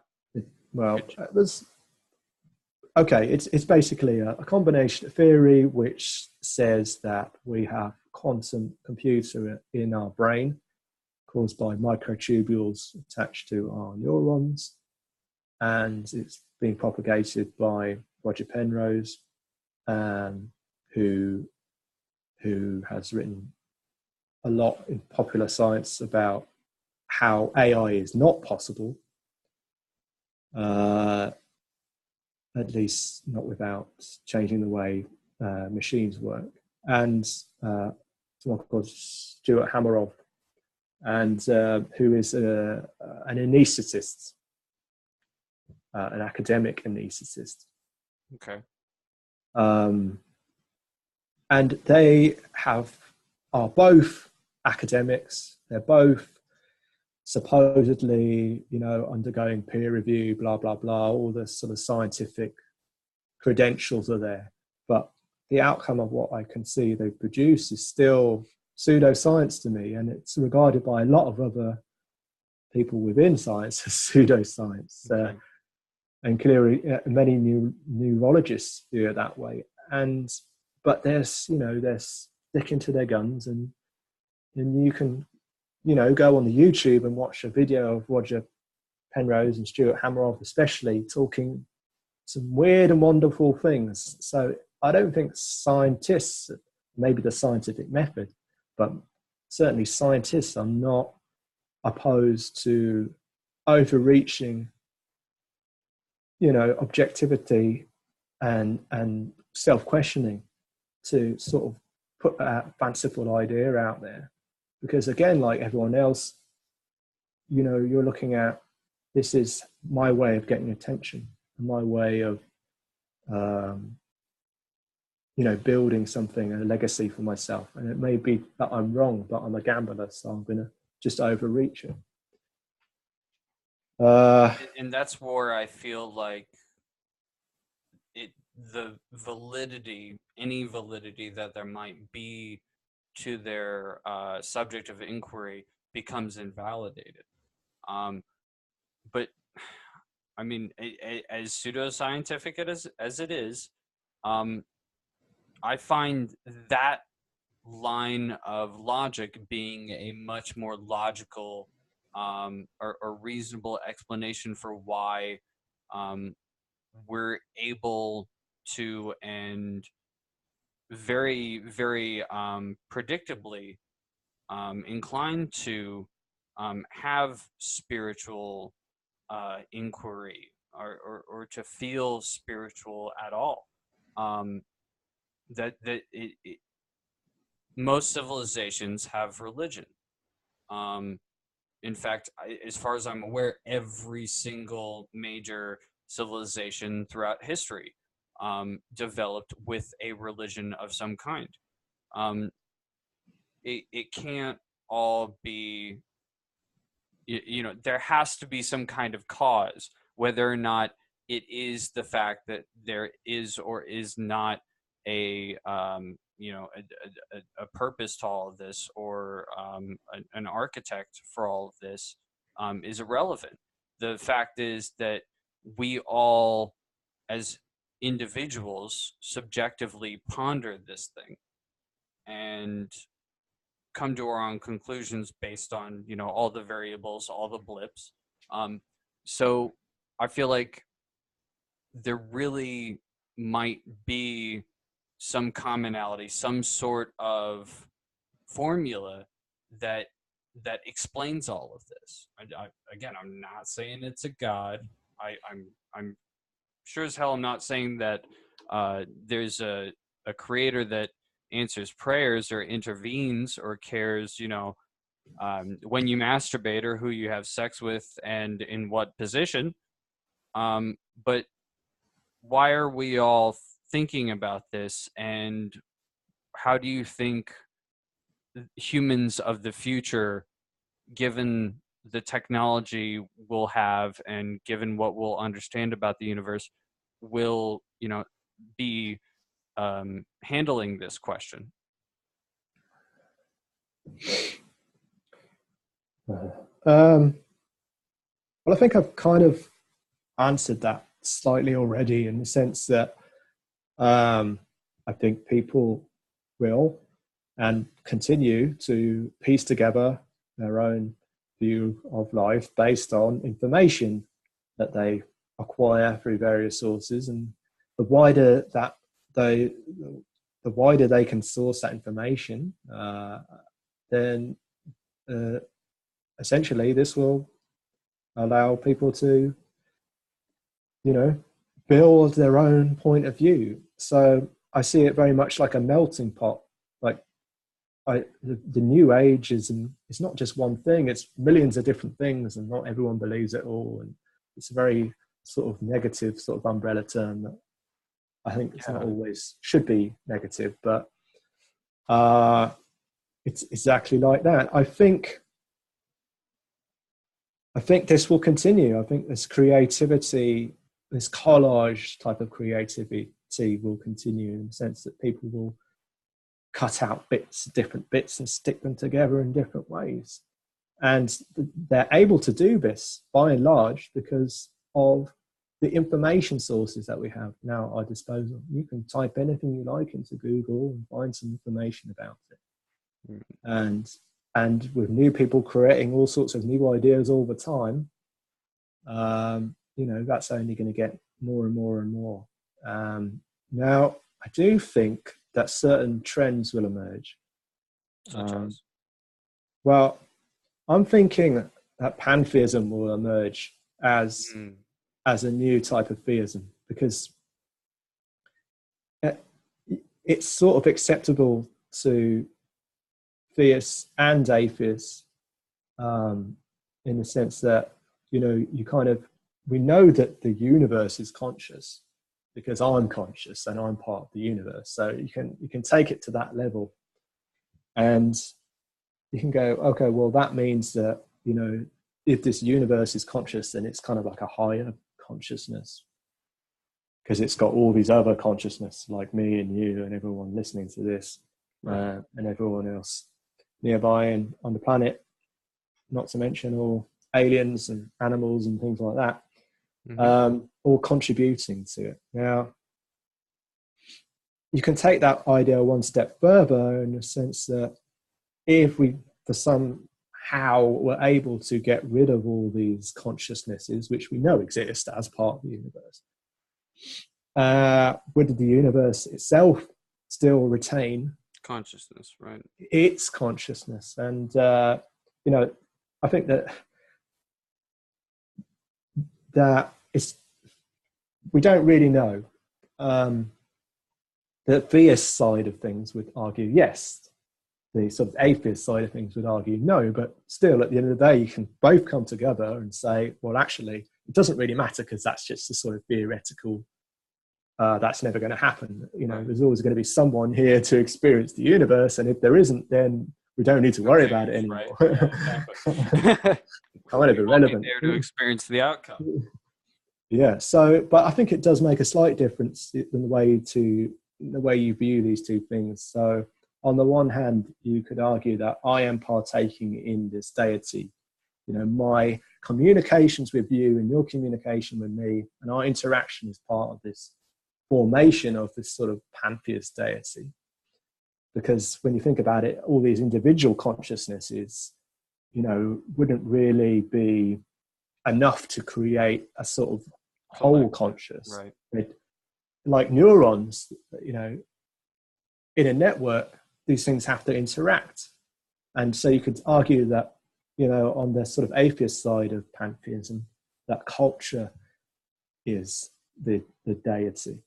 That our culture is the deity, and that as we see technological revolution connecting people together and this type of interaction that we're now having, we can expect that more and more diverse ideas and more interactions to occur in the future. But you just mentioned isolationism.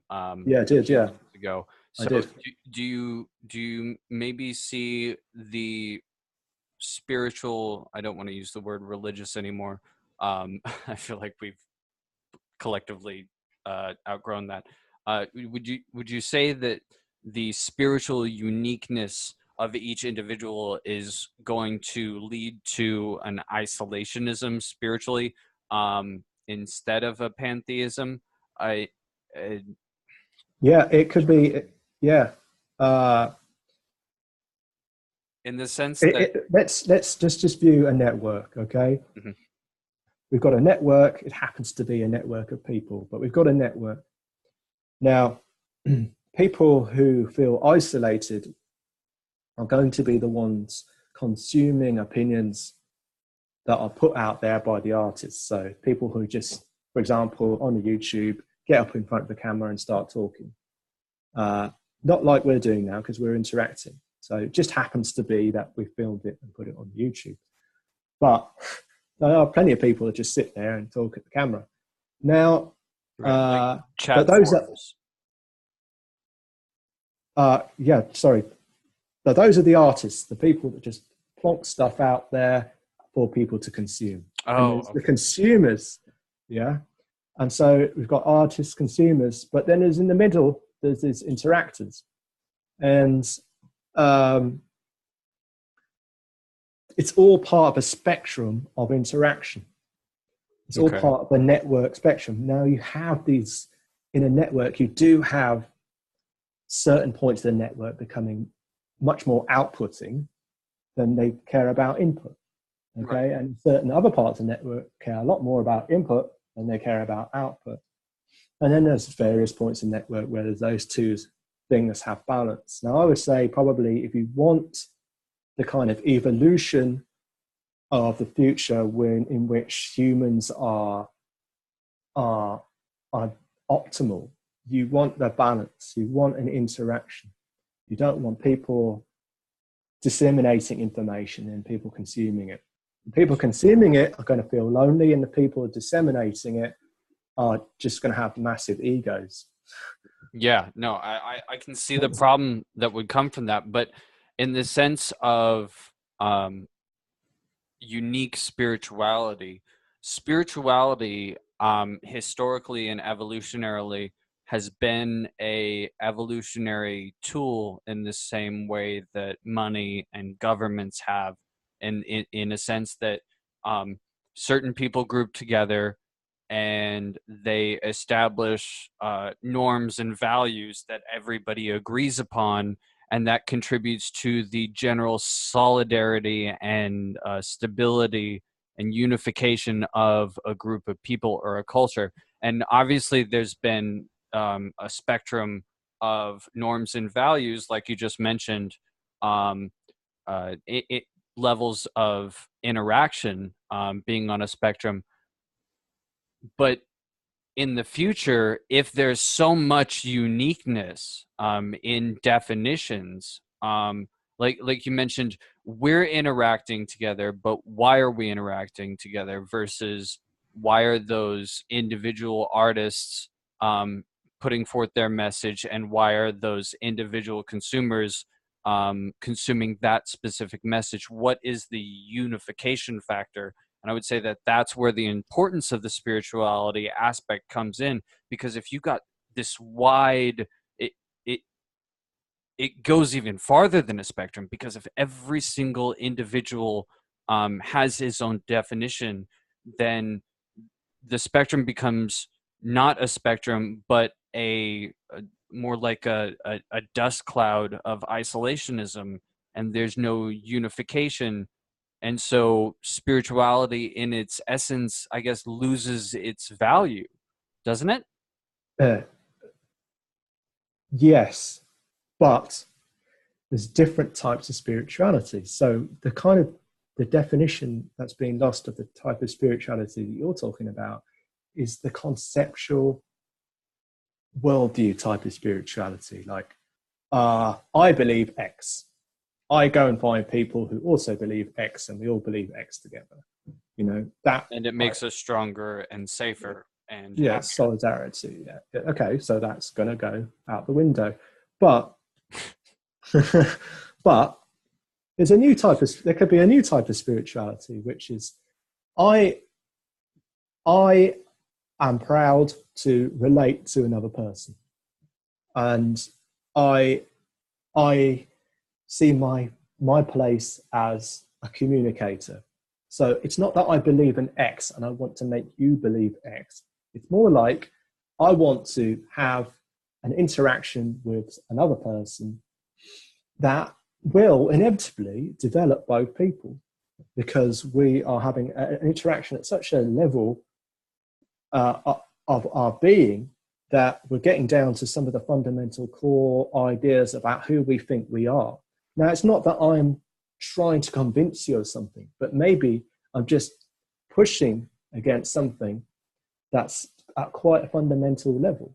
And you're doing the same to me. But because we're interacting, we've accepted the process. It's more like a synchronization of data than it is a competition. Yeah, I mean, if it was a competition, then obviously you could just say, well, I disagree, you disagree, and then there is no interaction as such. It's just there's data sharing. Two people just trying to make their point and hoping that other people listening to their point will agree with them. Right. But whereas what I'm talking about is entirely individual between two people. Right, but on an individual scale, we're limited evolutionarily speaking. This goes back to what I say about technology evolving so much faster than we as humans. We have limitations. It's generally accepted. And I asked if you'd read Dr. Yuval Harari's books, because he talks about this. We may be social creatures, but we are limited to our scope. As far as memory goes, we can only interact with so many individuals and retain value. And the number is generally, I think, 150 to 200 people. We can only have that many meaningful and impactful relationships. So while the internet might give us all the ability to have all these different individual interactions, the more we have, the less quality we retain from those interactions. So I see that being a potential a crippling or inhibiting factor in that sort of a future. Your thoughts? Yeah, that sounds pretty accurate. So how? Sorry. Yeah, you said 200 relationships. I mean, I'd love to have 200 relationships. I don't have anything like that, but that's our maximum capacity. That might be something to do with the internet as well. But I would say, you don't have to have them as ongoing, do you? I mean, you can have over 200 conversations, in-depth conversations with different individuals that you never feel the need to contact again. There doesn't have to be an ongoing relationship. Gotcha.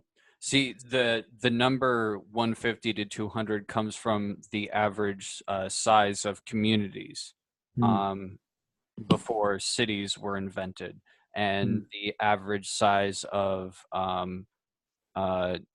successful businesses, organizations, even militaries. The Roman legions were grouped into sets of 80 and 150 men for maximization of efficiency. And so, it's still a good number, right? It was in a sense, so that way,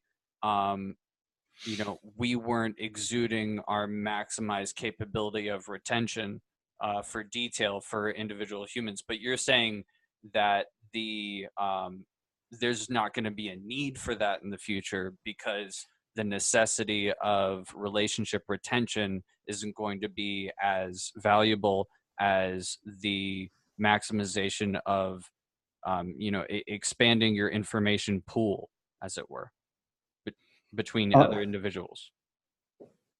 I still think it's a useful number, because you do need to have ongoing relationships, especially in business.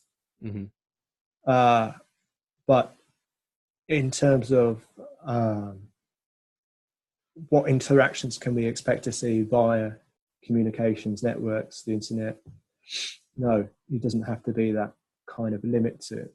I mean, I've had lots of in-depth conversations, which I got a lot out of with people on Facebook, and just never had the conversation with them again, because it's not, I don't feel the need anymore. It's strange. I mean, I'm sure that if I actually pursued it and said, can we have another conversation? And, you know, we could get just as much into depth as we did the last time, but it's like, it I haven't really felt the need to do that. So I don't think it's a useful concept, but I don't think it necessarily applies. But if you think about, as long as those 200 interactions are with a different set of people, if you had 200 people and they all interacted, that's a closed system. Yeah. If you have one of those people interacting with 100 people over here and 100 people over there, and then that, do you see, like, as a network, it's not really a closed system anymore, because they're not the same 200 people. Right. So ideas can flow through this network. That makes more sense. So we outsource to maximize quality, or to maximize input, and we sacrifice quality of time, for example, as a compensation for that. And you feel like that's going to be a more effective way of evolving psychologically as an individual. No, the most effective way of evolving psychologically as an individual is I would say meditation, but part of meditation I would define as human interaction. It's not just an individual thing, it's also an interactive thing. I mean, like, over the course of one's life, you know, if you stay in one small town your whole life, you're not going to be a very wise person, as opposed to traveling the world and, you know, experiencing different facets of reality. But from a futurist perspective, individual wisdom is kind of irrelevant. It's where culture is going. So, I mean, what we now have with this technology is the ability to connect globally to people and to have those in-depth conversations across the world with different people. Yeah. And so I forgot what my point was, but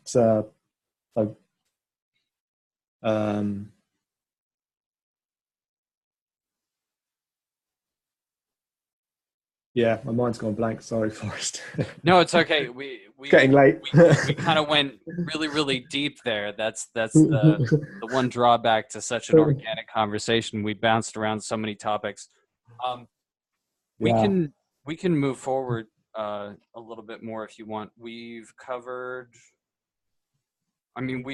everything but the educational factor of what we really wanted to get into. As far as how we educate ourselves, given the future, you mentioned fake news earlier. How do you see us as a species becoming generally more intelligent or less intelligent? Because, like you said, anybody can go onto Google and they can get a bunch of information. But at the same time, Google is also a part of our echo chamber. You know, Google knows if you're a conservative or a liberal, and if you type in a certain news article, it's going to give you the sites that you want to get. You know, like, if you're a conservative in the States and you want to hear about the latest scandal, Fox News is going to appear as one of the first links. Whereas if you're a liberal, you're going to get CNN as being the first search suggestion. So we can't blame Google entirely for that. I'm sure that if you start to read something you disagree with, you'd probably end up reading something else. Oh yeah, and the algorithm would change to suit your opinions and your prejudices. Like we were talking with the newspapers, you know, people would buy the newspaper that would reinforce their beliefs. So in the sense with everybody finding their own unique spiritual identity and their own political identity, I just see the echo chamber getting smaller and denser and harder to see through, and education being such a precarious thing, such a fragile and delicate sort of structure.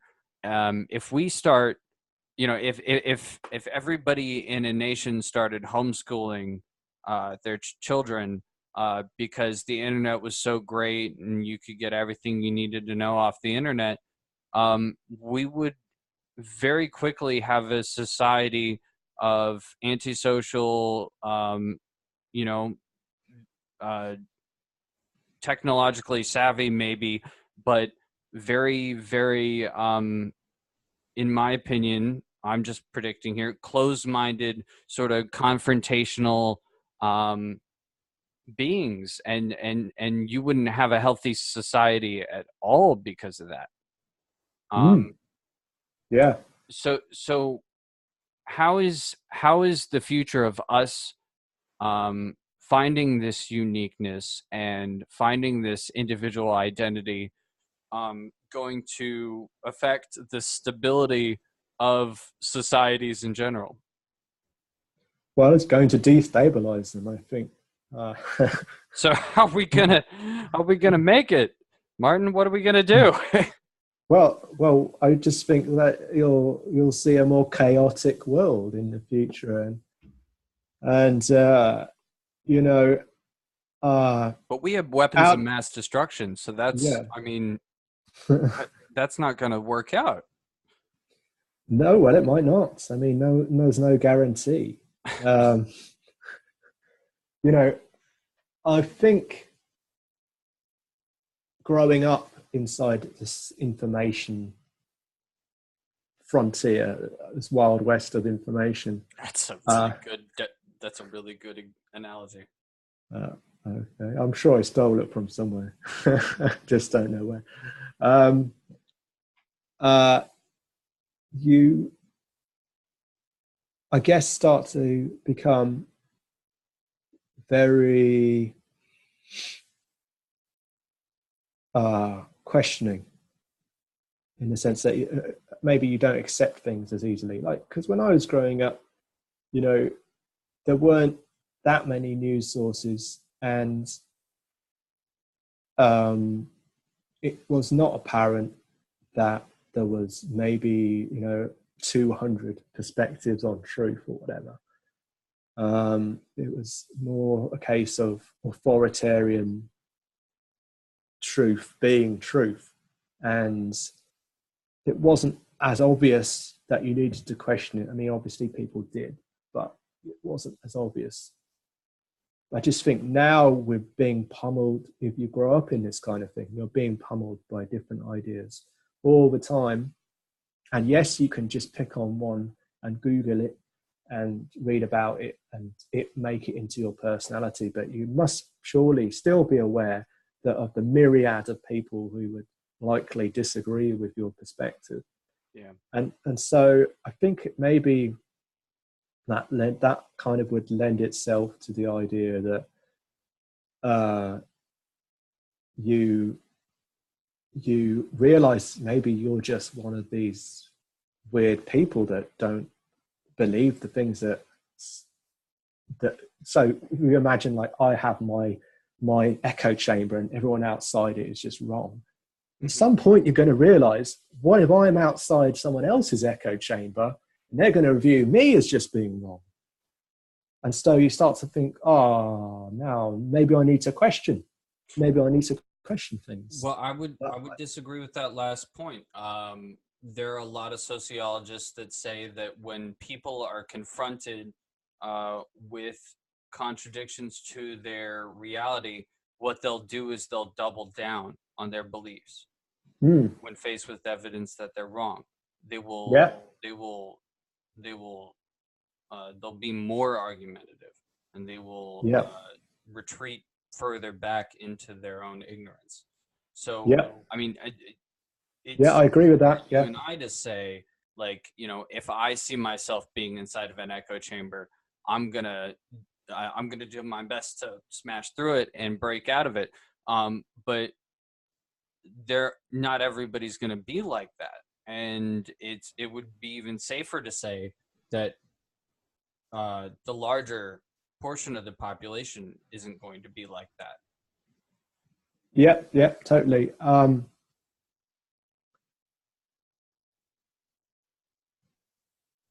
You're talking about confrontation, i.e., someone trying to convince you that here's the evidence that you're wrong, blah, blah, blah. There's evolution is true, climate change is real. Here's the evidence, off you go.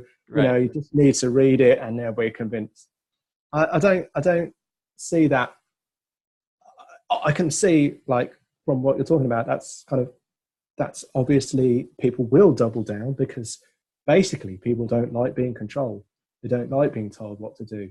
Yeah. Anti-authoritative, especially in this day and age, where you can just make up your own sort of truth and be quite happy with it. No, I think if there's going to be a change in that person, it's going to have to come from within them. You can't force. The more you force it, in fact, the worse it's going to get. So really, you should just leave it alone. Yep. You just said it. Change comes from within. But yeah. What if the individual search for identity decreases our ability to change? That's true, and I think that's always been true. That this is, I think, just how we grow, because of conditioning and reinforcing our own conditioning on our own beliefs, and collecting, you know, and seeing the world in a certain way that reinforces our beliefs. And I just think that is so much a part of human nature. Yeah. I don't. Yes, I think the internet probably exacerbates that problem, but it's always been a problem. And I think that if you want to solve this problem, it's not a problem that you can solve with evidence. It's only really a problem that you can solve with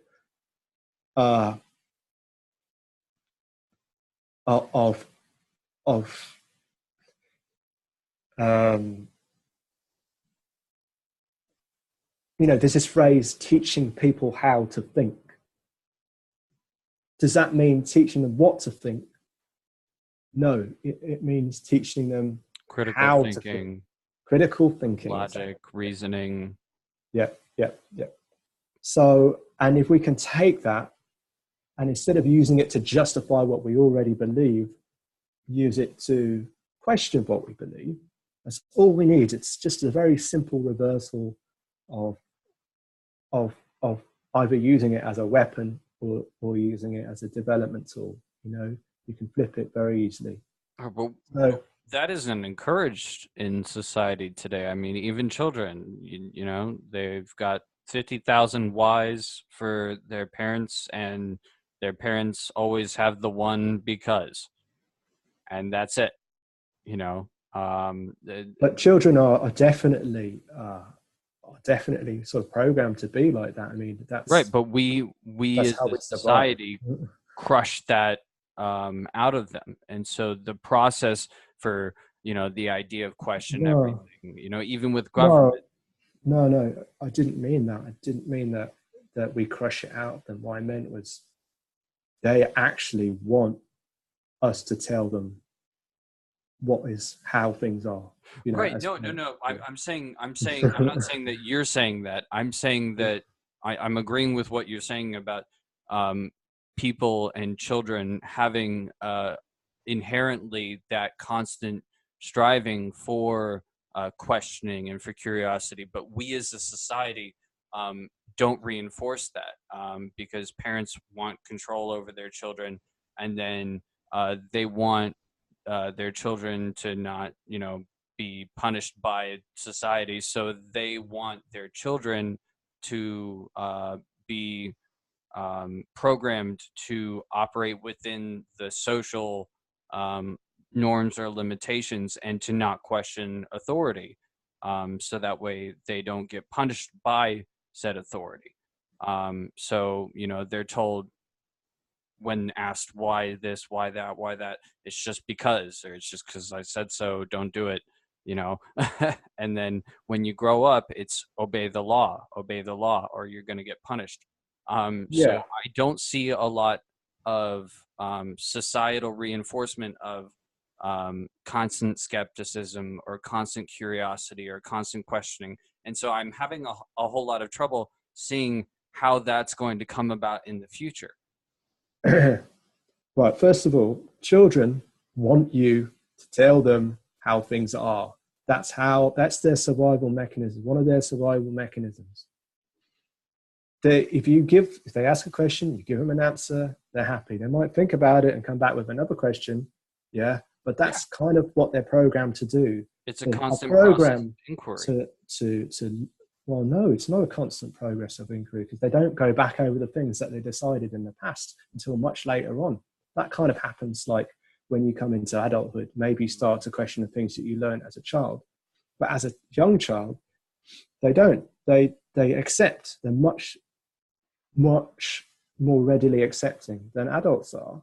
I think my mother would strongly disagree with you in regards to my childhood. I was not a child that was happy just being told things.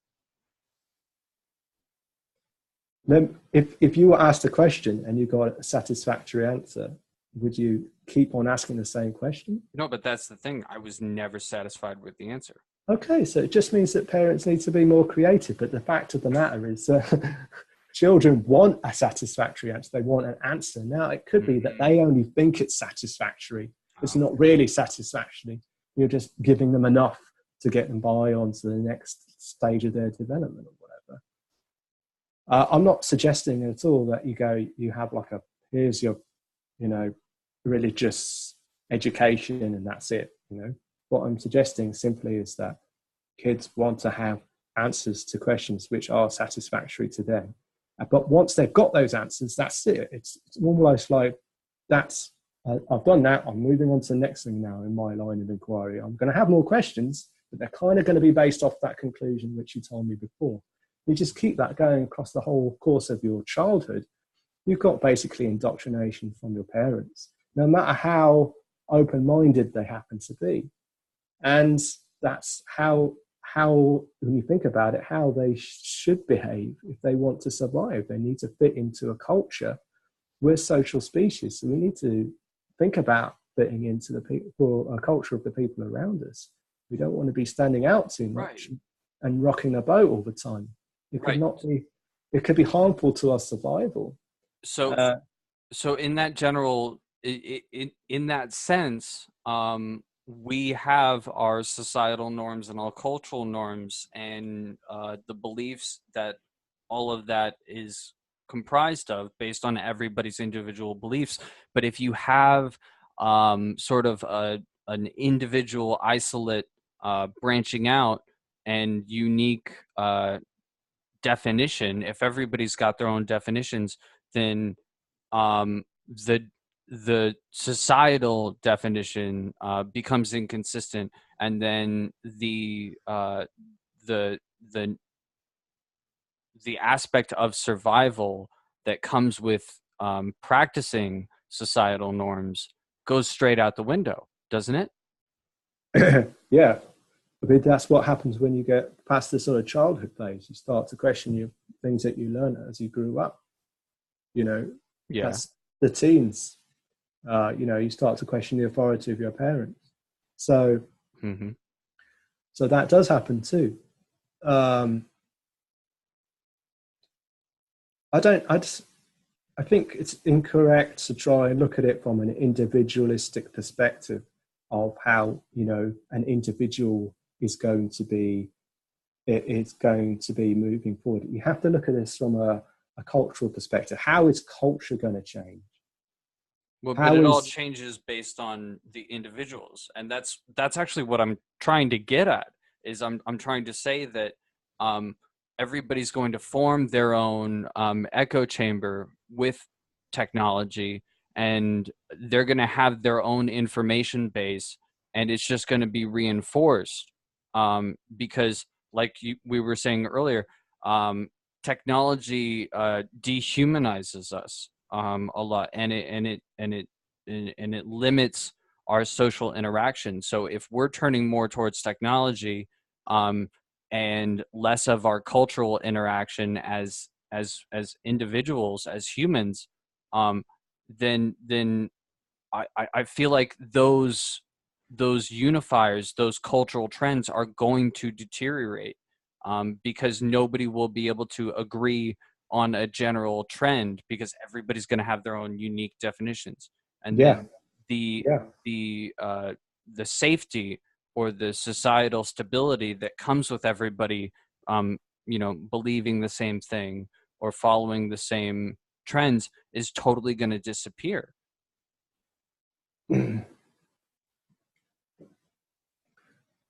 People believing things doesn't really alter anything in society. I mean, Why do you it's say their that? actions that alter things in society. So, Right, but actions come from beliefs.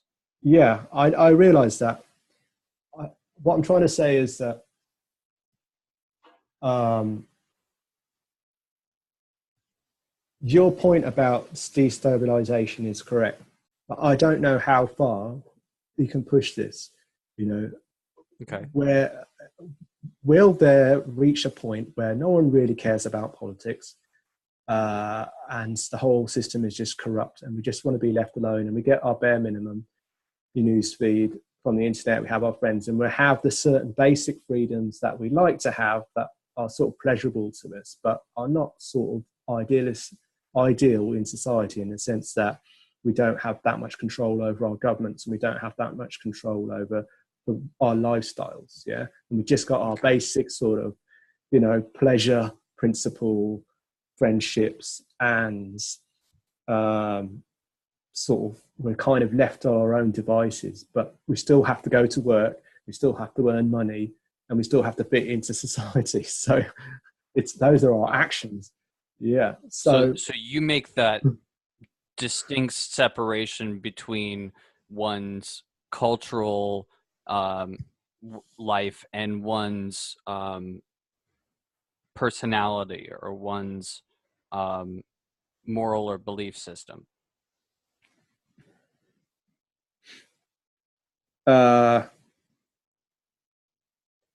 Yeah, like somebody can be a closet there's racist or a closet Nazi and still go to the grocery store and pass, Jews exactly. and black people in the aisles and not, want to attack them.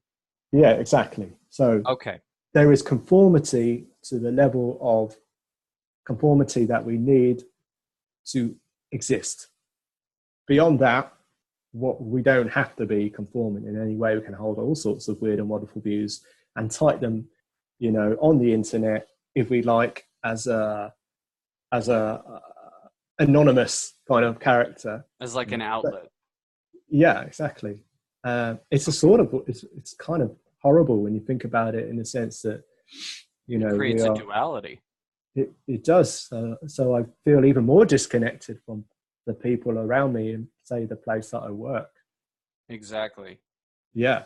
So how do you see us dealing with that as a species in the future? I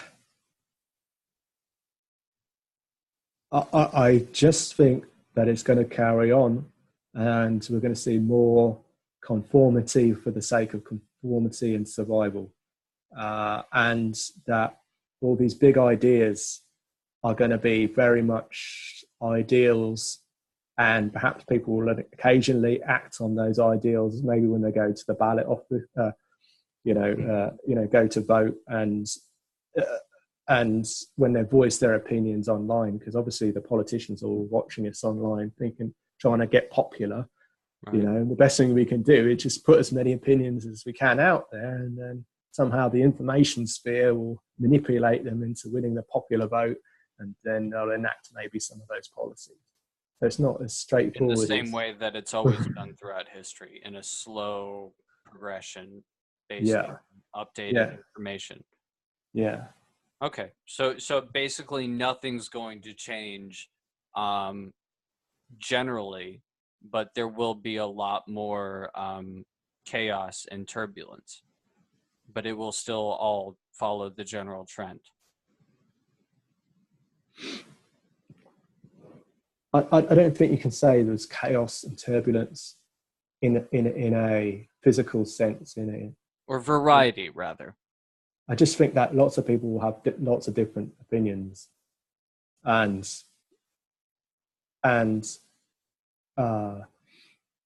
that they'll conform to the extent that they need to conform. As you said, having a sort of double life, leading to a sort of state of isolation. As I said before, I think people are going to feel very isolated.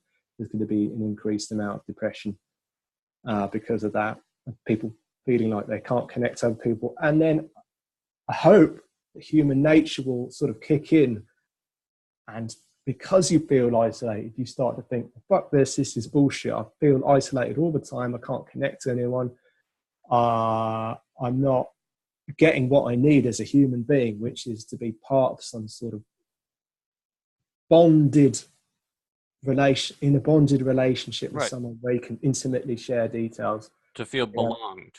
And well, to be able to reveal who you are to someone, and for them to do the same to you. So they're bonded in a sense that they know the little secrets about you, know the little secrets about them. Obviously we have our life partners and whatnot, but even that I think is kind of going out the window. It is, alternative relationships, polyamory and things like that are on the increase. But that I don't see that as a negative thing. I just see it as a way of people going, I need to connect to other people more than what society is kind of allowing me to do under its norms and conventions. So they're going out and they're doing that, which brings me back to what I was talking about in terms of physical connection to people with touch, because it's a human need, and this internet does not provide it, and it probably won't provide it for a very long time. So you feel like a disassociation with monogamy is paralleled with the advent of our ability to form multiplicities of bonds with people via the internet. It helps. Yeah. Maybe feel like that's an expression of our pleasure at getting as much out of our social interactions online, and us not feeling the same pleasure from just our singular relationships. Well, it's not that simple, but yeah, you're right. There are parallels there, at least. Yeah. I mean, I think that, obviously religion is being heavily, like, when I say religion, what do I mean? I mean, traditional religion is being heavily questioned. Mm-hmm. And, one part of that question is, questioning of marriage and long-term, monogamous partnership forever. And, there's plenty of people out there. If you want to, you can find out about all this type of activities that they get involved with. And I just see it as part of this feeling of isolation. So, not feeling like I can, so feeling like I can't really connect to people because I'm really only there in a sort of conformance sense. And if I was my true self towards these people, then this would be like pretty freaky, you know, to them. And so you kind of go, well, maybe I can find a sort of community online, and off you go, and you can find these people. But it's simply just a questioning of cultural norm. And as you said, the culture, I think, is, you're saying it's destabilizing. I would say it's kind of minimizing. It's kind of dying. The structure's dying. And what it's being replaced with, I think, is something much more dynamic, which isn't like, you know, this sort of, you must do this, you must not do that kind of way of thinking. It's more like, it's not a top-down information kind of model. It's more of a web. Exactly. It's interactions, and that's what I think people will seek out when they start to feel isolated. They'll want to have the ability to have a genuine interaction with other people. So and that sort of goes back to what I was saying about our societies and how we view us as individuals being or evolving based on the evolution of technology.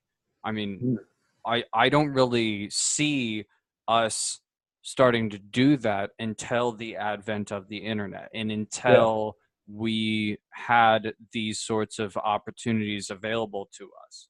Yeah, totally. The internet really, really, really helps, because you can cast that net much wider, can't you? You don't have to go, well, that's, you know, within 100 meters that way and 100 meters that way and that way, there's about maybe 100, 200, 300 people, something like that. But I don't talk to any of them because of these walls.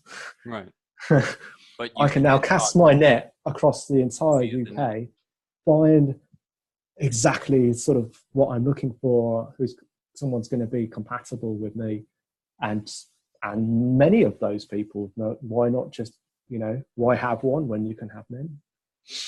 That sounds like you're describing dating apps right there. Exactly, yeah. So the conclusion, if technology affects the way that we reproduce and have children, then yes, of course, you're going to see a massive effect of technology on social, on our. I don't know about evolution, but certainly, I guess if in the future you have the ability to be, you know, more flexible in terms of the way you see things. I don't know if that's genetic, but maybe it is, and maybe it isn't. So it's certainly a cultural evolution. I can't really 100% say that it's a genetic evolution, but well, it is genetic in the sense that our behaviors are coded into us via our genetics. That's where our behavior memory is stored. But you know, the technological integration or tampering of it, or hijacking, however you want to call it, it's definitely there. So your vision of the future, or your predictions, given the current trends, is isolation with the duality of expansion, physically and technologically. Physical isolation and technological expansion, an expansion of consciousness and ideas, and a sort of condensing of social interactions to single interactions or small group interactions. Is that a good summary? I think it's a very fair summary, and well done for making it. Thank you. I mean, this has been like really all over the place, but it has been so great and so organic. And I mean, as hard as it has been to keep up, like, wow, like I've gotten so much out of this. It's definitely been a conversation worth having. What do you think of what do you think about the ground that we covered in the time that we had? I think it's fine. I hope people get benefit of listening to it or watching it, whatever they do. I enjoyed it. If you enjoyed it, then hopefully someone listening will enjoy it. That makes sense to me. Yeah, but I mean, as far as what you were talking about gaining from singular interactions, I know you presented a lot of things that I sort of fundamentally struggled with. I didn't necessarily disagree with, but there were definitely different perspectives that I hadn't considered before. So, I mean, I feel like I definitely got a lot out of it. Your comparison, your predictions on the future as far as the way people change their values of relationships.